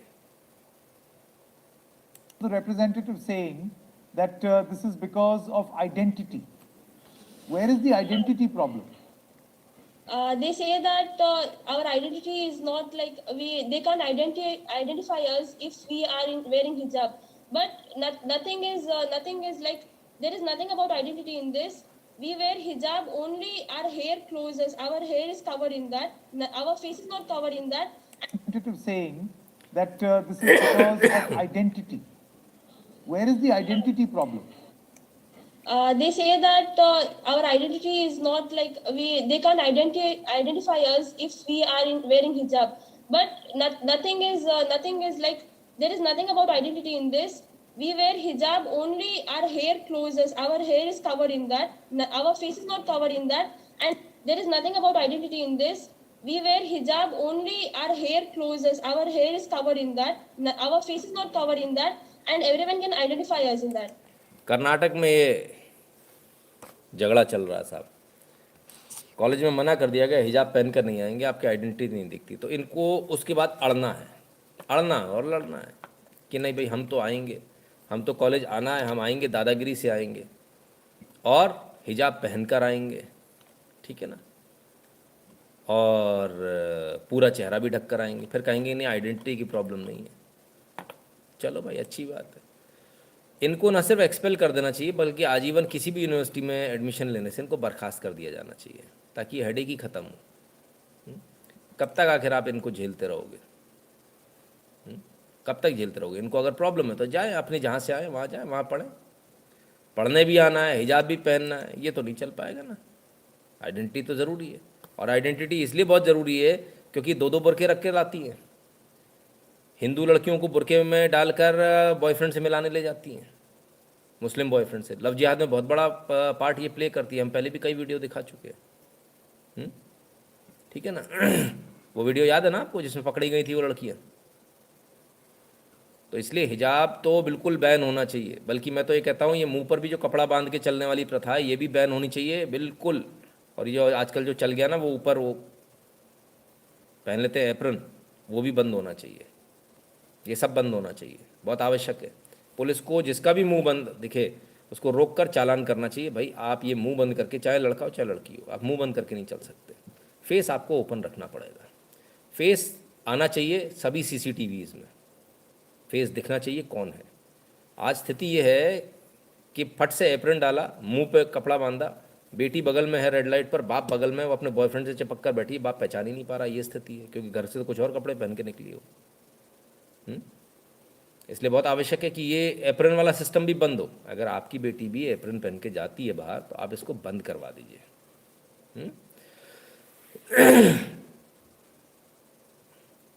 सनातनी जी को हंसी आ रही है, मुंह पर एप्रन। अब इनने एप्रन देखा नहीं तो मैं क्या करूं, कहाँ कहाँ से नमूने चले आते हैं, हंसने से पहले सोचते भी नहीं हैं। इनको ये भी नहीं पता कि आजकल एप्रन कैसे आ रहे हैं। इतना बुरा इनका हाल है, इतना बुरा हाल है इनका। इन्हें ये भी नहीं पता ये एप्रन आजकल विद कैप आ रहे हैं, उसी में एप्रन में मुंह बांधने का भी होता है, स्टिच्ड होता है उसमें। इतनी बुरी हालत है, दांत निकालने चले आएंगे। अरे पहले जानकारी तो ले लो भाई, हाँ क्यों बेइज्जती कराते हो अपनी खाली पीली में? इतनी बेइज्जती मत कराओ कि मैं अगर आपकी धुलाई करने पर आ जाऊं तो पता ही ना चले आप गए कहाँ, ठीक है। कम से कम पहले थोड़ा देख लो, समझ लो, कल बाजार में जाके देख लेना भाई, एप्रन देख लेना, मिल जाएंगे आपको, तब हम ही कर लेंगे तुम्हारी तरह, समझ गए? कमाल के लोग हैं। चलो खैर आगे चलते हैं। अरे सर मैं आपकी ह्यूमर पर हंस रहा था, मुझे अच्छे से पता, तो अब हम भी हंस दिया आपके ह्यूमर पर, ठीक है, खुश जाओ मजे करो। इसलिए कहते हैं पूरा कमेंट लिखा करो, आधा अधूरा मत लिखा करो, नहीं हो जाएगी तुरंत 2 मिनट में, समझे? चलो भाई, एप्रन हुडीज, यस। चलिए आइए और आगे बढ़ते हैं। अरबाज ने विशाल बनकर 10वीं की छात्रा से इंस्टाग्राम पर की दोस्ती, शादी करने हरसूद से बुलाकर किया गैंगरेप। लो भैया, शादी का जोड़ा और गहने पुलिस ने कब्जे में लिए। क्या हुआ? 19 जनवरी 2022 की न्यूज़ बता रहा हूँ, कोई पुरानी नहीं है, खंडवा की। कलेक्टर बंगले के पीछे शासकीय भवन में हरसूद क्षेत्र में छात्रा को बंधक बनाकर 2 दोस्तों ने की जाती। इस मामले में निगम कर्मचारी ने दिया साथ, एक आरोपी से पूछताछ। आई शाबाश। शासकीय कमरे में ये हो रहा था, शासकीय क्वार्टर में हो रहा था, निगम कर्मचारी भी साथ था। 16 साल की लड़की है ये जिसके साथ ये हुआ, और साथ में अपने दोस्त को भी बुला लिया उसने। और कर लो इंस्टाग्राम, और चलवा लो इंस्टाग्राम। इंस्टाग्राम चलवाओ, अपनी बहनों को, अपने जो घर में लोग हैं, कह देना ही आजकल तो जमाना है ना, ही सब इंस्टाग्राम पे। तो ही हमारी बहन भी इंस्टाग्राम पे, तो ही हमारी बहन का भी गैंग रेप हो जाएगा, तो क्या करें? बनवाओ, रील्स बनवाओ, ठुमके लगवाओ। इतना क्यों मेहनत, क्या मिलता है वहाँ पे? लाइक्स बस। और जगह तो पैसे भी लुटाए जाते हैं, वहाँ लगवाओ ठुमके, फिर लगवाना तो। ठीक है। थोड़ा समझ लीजिए, सोच लीजिए। कई बार बता दिया, बार बार ऐसी स्थिति ना आए। तो साहब ये स्थिति है। और 10वीं की छात्रा है, फ़ोटो खींच के भेज दिए थे, बोले तुम्हारे लिए देखो शादी का जोड़ा खरीद लिया, फलान निकान, अपन शादी करेंगे। विशाल बनकर गए थे, हिंदू बनकर। ठीक है ना, तो हिंदू बनकर जाएंगे, उसके बाद अपना आतंकवाद दिखाएंगे। चलो साहब, फ़ोन तो देना है ना अपने को, बच्चियों को फ़ोन तो देना है, देना पड़ेगा। वो तो जिद कर रही, देना पड़ेगा, है कि नहीं? चलो, मुंबई के मालवाणी में गे सेक्स रैकेट का खुलासा। क्लाइंट के साथ 4 लोग करना चाहते थे सेक्स। इमरान, इफरान और अहमद गिरफ्तार। ये लो, आय हाय सुभान अल्लाह, क्या कट है भवों पे। ओफो, आई एम सेक्सी से क्या क्या गाना था वो? सेक्सी सेक्सी सेक्सी लोग मुझे बोले, ऐसा कुछ तो भी गाना था ना। ये रही एक सेक्सी, ये रही दूसरी सेक्सी, ये रही तीसरी सेक्सी। अरे गजब रे गजब, मार ही डालोगे। अब गे सेक्स रैकेट भी चलने लगे, ससुर के नाती, मतलब ये धंधे में भी उतर आए। अरे कमाल है भाई, कमाल के लोग हैं। इसमें भी पीछे नहीं, बोले इसमें भी नंबर 1 रहेंगे। Sanjeev, in their community all girls and boys are abide to their religion, but in our most of them including me are far from our सनातन धर्म। विशाल जी, इसमें कोई दो राय नहीं है। सर बुर्खा यूज़ कर सकते हैं कोवर्ट ऑपरेशंस में? एब्सोल्युटली, बिल्कुल। ठीक है ना, तो ये हमको सोचना है। गलीमा, यस गलीमा सही शब्द है, गलीमा कर रहे थे यार, खाली पीली पकड़ लिया। खैर, गलती तुम्हारी, फ़ोन मत दो, यूसुफ खान कहते हैं। बिल्कुल सही बात है, गलती तुम्हारी है, फ़ोन दोगे तो फिर बात तो सही है। चलिए, Maharashtra Nagar panchayat polls, MVA wins but BJP emerges a single largest party. लो भैया, महाराष्ट्र में नगर पंचायत के पोल हुए, बीजेपी तो इसमें आई नहीं, MVA जीत गई। और कितनी सीटों पर कुल चुनाव हुए? टोटल 1649 सीट्स थी, 1649। बीजेपी को 384 मिली हैं, एनसीपी को 344, कांग्रेस 316, शिवसेना 284। तो कोई ज़्यादा फर्क नहीं है, लगभग सभी बराबर ही हैं। तो वो जो लोग कह रहे थे कि लोग बहुत परेशान हैं महाराष्ट्र वाले, ऐसा है वैसा है, ऐसा तो नहीं दिख रहा है, तो सब बराबर हैं। तो बीजेपी, इसका मतलब पिछली बार से भी बहुत बुरी स्थिति में है। पहले तो फिर भी नंबर 1 की पार्टी थी, नंबर 1 की आज भी है, लेकिन उसके बाद में जो दूसरी पार्टी थी उनमें बहुत फ़र्क था। तो अब तो बहुत फ़र्क बहुत कम रह गया। तो महाराष्ट्र में मेरे ख्याल से बीजेपी अच्छे से परफॉर्म नहीं कर पा रही। शायद आने वाले चुनाव जो है बीजेपी लिए कोई अच्छी खबर लेकर नहीं आ रहा है इस हिसाब से, तो ऐसा लगता है देखने में। चलिए, आइए ज़रा राजस्थान भी ले चलें, महाराष्ट्र हो गया तो। ये राजस्थान की तस्वीर है साहब। आप सोच रहे होंगे ये तस्वीर क्यों दिखा रहा हूँ? ये तस्वीर उस किसान की है जिस किसान की ज़मीन बेचकर 80 लाख रुपए सरकार ने इकट्ठे कर लिए। 40 लाख देने थे, 80 लाख इकट्ठे हो गए, ज़मीन की इनकी कुर्की हो गई। अब मामला क्या, जरा मामला भी समझ लीजिए। A farmer's land was auctioned yesterday in Ramnagar, Panchwara village of Dausa for non-payment of loan amount. My father had taken a loan and he is dead now. We were unable to repay it, requested bank but they denied to give any chance. पिताजी ने इनके loan लिया था, expire हो गए, अब इनकी ज़मीन बेचकर वो लोन की अदायगी की जाएगी। इनकी ज़मीन बेच दी गई, ऑक्शन कर दी गई। वो तो कह रहे थे कि हमने माफ़ कर दिया लोन, पता नहीं माफ़ करने वाले लोग का, अभी भी यूपी में भी कह रहे हैं माफ़ कर देंगे। कमाल, बड़े गजब गजब के लोग हैं। चलो भाई, झारखंड भी होने थोड़ा सा। झारखंड में पेट्रोल पर 25 रुपये की सब्सिडी के लिए आधार कार्ड की होगी ज़रूरत, मंत्री हफीज़ुल हसन ने दी जानकारी। अब हफीज़ुल हसन ने तो कुछ तो नया ऐसा करेंगे जो अनोखा होगा, है ना। आए ज़रा देखें क्या किया इन्होंने ऐसा अनोखा। 25 रुपये की सब्सिडी मिलेगी पेट्रोल के टू व्हीलर वाले को, आइए देखें कितनी मिलेगी। अब इसमें सबसे मज़े की बात यह है, सबसे मज़े की बात यह है, ठीक है ना, मंत्री हसन ने जानकारी दी 1 अप्रैल तक वह लोग भी इस सुविधा का लाभ ले सकते हैं जिनके पास लाइसेंस नहीं है। ड्राइविंग लाइसेंस नहीं है तो भी कोई बात नहीं, तो भी मिलेगा। उन्हें मालूम है उनके भाइयों के पास में ड्राइविंग लाइसेंस नहीं है, तो ये नया धंधा अब शुरू हो गया कि भैया टू व्हीलर है आपके पास, झारखंड में रजिस्टर्ड टू व्हीलर है, तो उसके आधार पर आपको 25 रुपये की सब्सिडी मिलेगी। 10 लीटर पेट्रोल आपको मिलेगा 1 महीने में, उसको लो और ब्लैक मार्केटिंग करो। 10 लीटर से कितना होगा 25 रुपये से? 250 रुपये हो गए, ठीक है, 250 रुपये कमाने का मौका दे रहे हैं लोगों को। जय Shri Ram, my first contribution sir but not the last sir, UP में फिर से योगी जी 100%। जय श्री राम सर, आप बहुत अच्छा काम करते हो, आप बस ऐसे ही करते रहो, गॉड ब्लेस यू। विशेष कुमार जी बहुत बहुत धन्यवाद। अनुपम मिश्रा जी, लंट ऑफ को टेक इंटरव्यू ऑफ टोकर राजा जी, नहीं लेंगे सर, वो नहीं लेंगे, उनका इंटरव्यू नहीं लेंगे, ठीक है ना। तो साहब पेट्रोल भी मिल रहा है तो वो भी जमात देखकर मिल रहा है, कमाल है, बड़े कमाल के लोग हैं। उसी हिसाब से कानून बनाए जाते हैं, जमात के हिसाब से ही कानून बनते हैं, बड़े ही कमाल की बात है।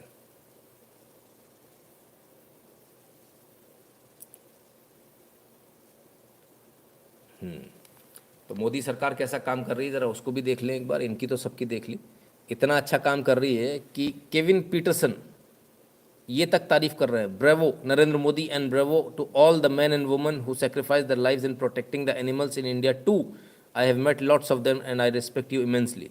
क्या हुआ, राइनोस पोचिंग जो है 21 साल के सबसे निचले स्तर पर है, यानी गेंडे की जो शिकार होता था, उसको जो मारा जाता था उसके सींग के लिए, वो 21 साल में सबसे कम इस वक्त है मोदी सरकार में। इंसानों का तो इंसानों का, जानवरों का भी ख्याल रखते हैं, मैंने पहले भी कहा था ना आपसे। तो ये वो न्यूज़ है जो होता क्या है, पोचिंग से क्या होता है, ये पोचिंग करेंगे, मारेंगे, उसके बाद स्मगलिंग करेंगे उनके नाखूनों की, सींग की, खाल की, अलग अलग चीज़ों की। और इस स्मगलिंग से क्या होता है, इससे देश की जो खतरा है ना वहीं से बढ़ता है कि यहाँ से भेजा, वहाँ से जो आया, वहाँ से बम भी आ गया, कुछ भी आ गया, तो ये इनकी डीलिंग जो चलती है इसी चक्कर में सबसे ज़्यादा देश के लिए खतरा उत्पन्न होता। तो ये सारी सभी जगह जो है ना इलीगल जो स्मगलिंग है ये बंद हो रही है, लगभग सभी जगह बंद है। लोगों को बड़ा कष्ट है, बहुत सारे लोगों को इससे कष्ट भी है, होना भी चाहिए। तो और क्या क्या कर रही है मोदी सरकार, ज़रा फ़र्क देख लें। 2003-04 में कांग्रेस की सरकार आई थी, 13-14 में इन्होंने छोड़ा अपना कार्यकाल। 4.5 बिलियन US$ का हम इंपोर्ट करते थे, ठीक है, और 51 पर इन्होंने ले जाकर छोड़ा, यानी 11 गुना पर, 11 गुना से भी ज़्यादा। 4 बिलियन से 51 बिलियन पर ये इन्होंने हालत कर दी थी इंपोर्ट की। ये चाइना से माल आता था। और अब क्या स्थिति है, 2014-15 से 2020-21 में 60 पर लिया जब सरकार आई, 60 बिलियन का इंपोर्ट था, 65 बिलियन हुआ 2020-21 में। इतने सालों में सिर्फ 8% का उछाल, 8% की बढ़ोतरी, ठीक है, आप 8 सालों में 8% मान लीजिए। यहाँ 1160% की बढ़ोतरी थी, 1160%, 11 गुना। यहाँ तो गुना तो है ही नहीं साहब, कुछ भी गुना नहीं है।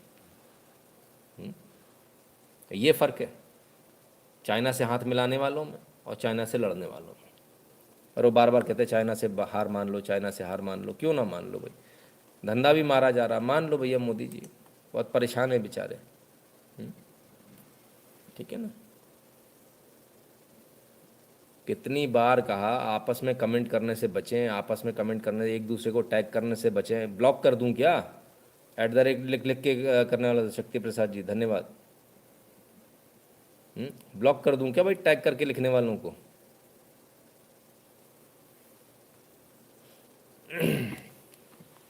YouTube accounts website against India will be blocked, says minister। 20 YouTube channel को अभी तक ब्लॉक कर दिया गया, दिसंबर से लेकर अभी तक आज तक, और आगे भी। और तमाम सारे ऐसे जो लोग हैं जो एंटी इंडिया प्रोपेगेंडा चलाते हैं, उन सब की वेबसाइट, उनके फेसबुक, इंस्टाग्राम, ट्विटर और यूट्यूब चैनल्स को, इनको ब्लॉक करेगी भारत सरकार। ये भारत सरकार ने एकदम स्पष्ट रूप से ऐलानिया तौर पर कह दिया। कह तो दिया, अब करेंगे कि नहीं करेंगे देखने वाली बात है। कहते तो बहुत कुछ है, कर पाते कि नहीं ये देखने वाली बात है। चलिए, एक अच्छी खबर इस बीच में आ रही है आपके लिए, और वो खबर यूनाइटेड किंगडम से आ रही है। UK 6 reject Khalistanis loud Modi steps for community. तो साहब साउथ हॉल गुरुद्वारा में ग्रंथी जी बोल रहे हैं, और वहाँ उन्होंने स्पष्ट रूप से, जो यूके के जो सिख्स हैं, उन्होंने खालिस्तान की जो मांगे उसको एकदम दरकिनार कर दिया। बोले खालिस्तान नहीं चाहिए हमको।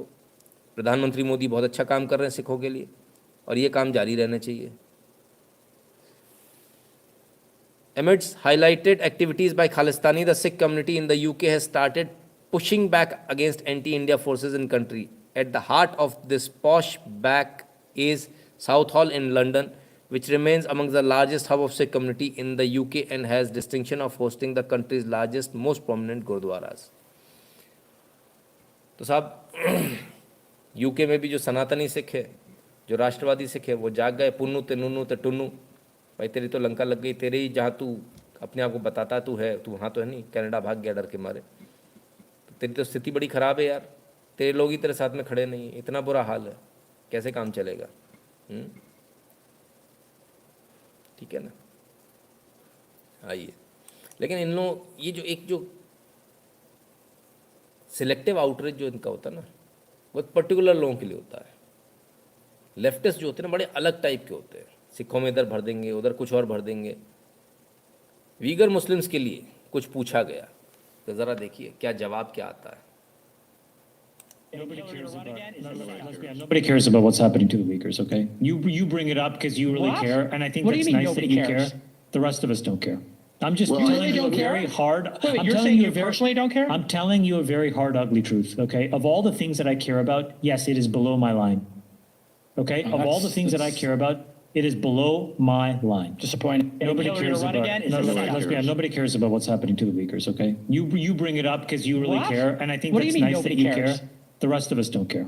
I'm just telling you a very hard. You're saying you personally don't care? I'm telling you a very hard, ugly truth, okay? Of all the things that I care about, yes, it is below my line. Okay? Of all the. साहब Uyghur Muslims की इनको चिंता नहीं है। कौन है भाई साहब? आइए ज़रा देखें। ये हैं चामत फिलापितिया, बड़े खतरनाक से हैं भाई, खतरनाक सा नाम। दिखने में हिंदुस्तानी जैसे से दिखते हैं, पता नहीं कौन है। वर्जिन जी अटलांटिक के ओनर हैं, चेयरमैन हैं, और वॉरियर्स जो NBA जो रहता है, बास्केटबॉल जो है, उसके ओनर हैं।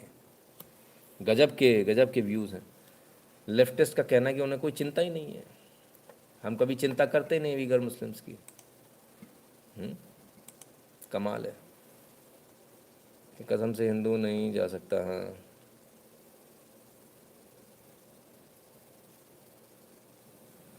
चलिए अब आइए, कुछ लोग ये सोचते हैं जैसे कि सब कुछ उनके अदाओं पर ही चलता है। ऐसा कुछ लोगों का मानना होता है, कुछ औरतों का ऐसा मानना होता है।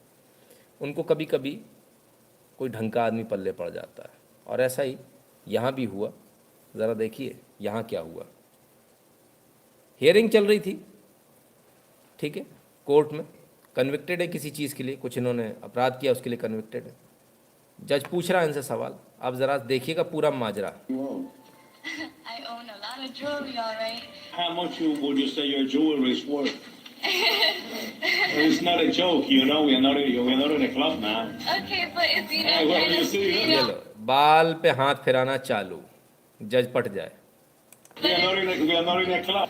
Round one will be 5,000 for our cost found. Bye bye. Adios. 5,000 pound का जुर्माना लगाया था। कुछ बोल के चली गई सरकास्टिक वे में। जज साहब हंसे। Come back, man. Come back. फिर बुला लिया वापस, आ जाओ। Come back. Give me the paper again.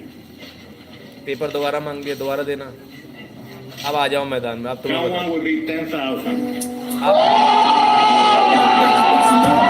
Are you serious? I am serious. Adios.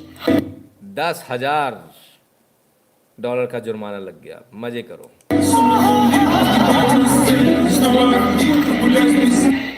Come back again. Did you say that? Yes, sir. Oh, you did say that? I find you in direct criminal contempt. 30 days in the county jail. 30 महीने की jail, 30 दिन की इनको jail भी हो गई। जाते जाते भी इन्होंने साइन दिखाया उंगली वाला। पूछा जज ने, आपने इस बार ये किया? बोले हाँ। बोले अब 30 दिन की इनको जेल भी भेज दो। काउंटी जेल में गई। आनंद आ गया।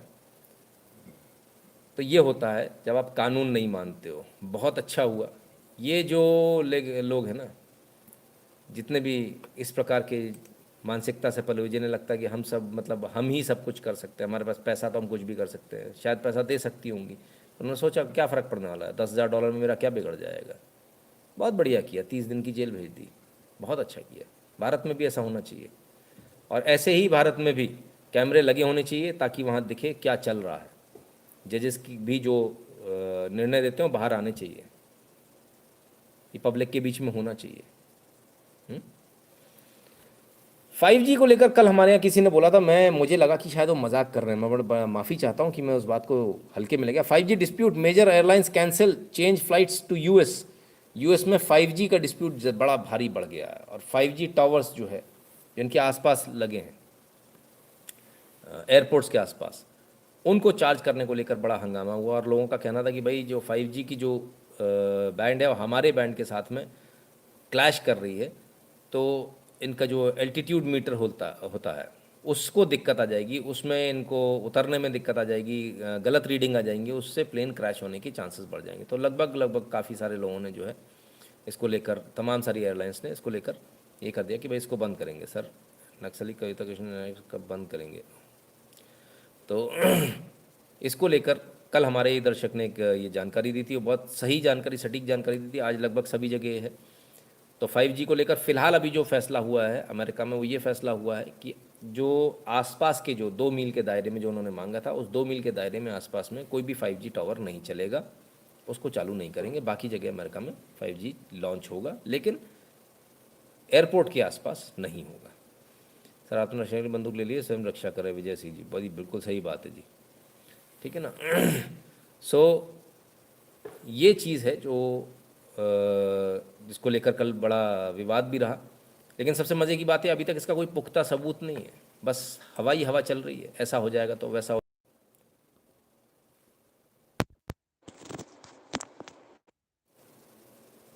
ऐसा हो गया तो वैसा हो गया, तो ये हो गया वो हो गया, तो ये तमाम सारी हवाई हवा चल रही है, कुछ है नहीं विशेष। आनंद आया, मस्ती निकाल दी तितली की। जी बिल्कुल, तितलियों की ऐसी मस्ती निकलनी चाहिए। खैर आइए आपको एक वीडियो दिखाते, बड़ा शानदार वीडियो। मटके लेकर जा रही है ये औरत। हाँ, एक शिल्प कला है ये।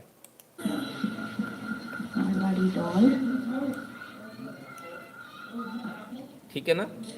अब इस मूर्ति के मजे देखिए। आप इनके भाई? हाँ मेरे भाई। तो आप दोनों करते हैं। आपका क्या नाम है? मेरा नाम रोहितास। हाँ जी, रोहितास। दिखाइए, अंदर खोलो इसको। Open it, each one is cut on the inside.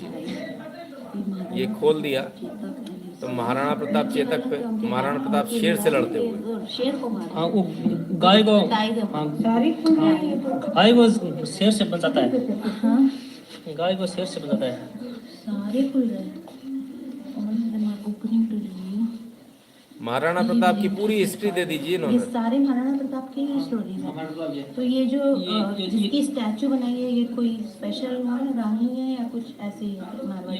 ये मतलब जो अपने राजस्थान में लेडी है और महाराणा प्रताप राजस्थान से है। हाँ जी, हाँ तो जी। उसके हिसाब से ये तो वो वाला सीन है ना, बैटल का, जब हाथी पे उन्होंने कौन से राजा के, अकबर के साथ में अकबर के साथ, हाँ। हल्दी घाटी में। फिर जब चेतक इनको लेके भागे थे, वो वाला ना। चेतक इसमें चेतक घायल है। हाँ, चेतक घायल है। वो जो धन की कमी हो गई तो भामाशाह उनको धन भेंट कर रहा है। अच्छा अच्छा अच्छा अच्छा। और यहाँ पे जो बिलाव है उसकी घास की रोटी बनाई थी, अच्छा, उसको लेके भाग गया वो लेके भाग गया था। ये चेतक है।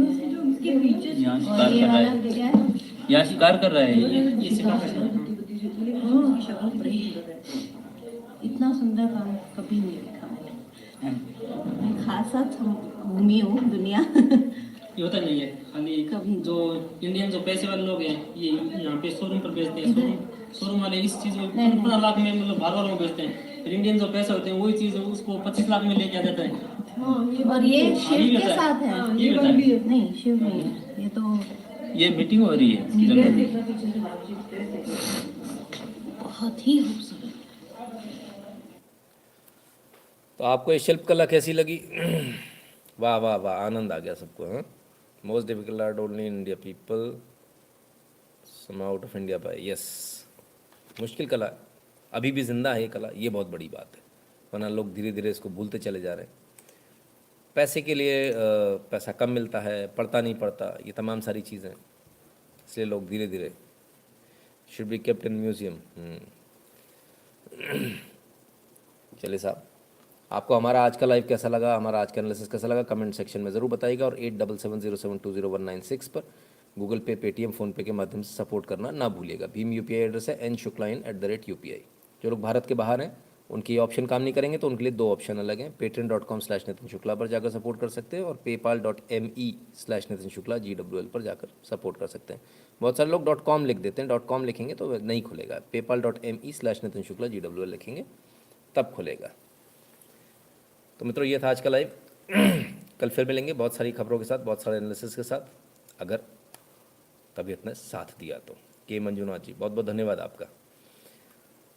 तो क्या करना आपको तब तक मस्त रहिए, स्वस्थ रहिए, खाते पीते रहिए अच्छा, विटामिन सी की अच्छी क्वांटिटी लेते रहिए और अपना ख्याल रखिए। फिर मिलते हैं कल। नमस्कार।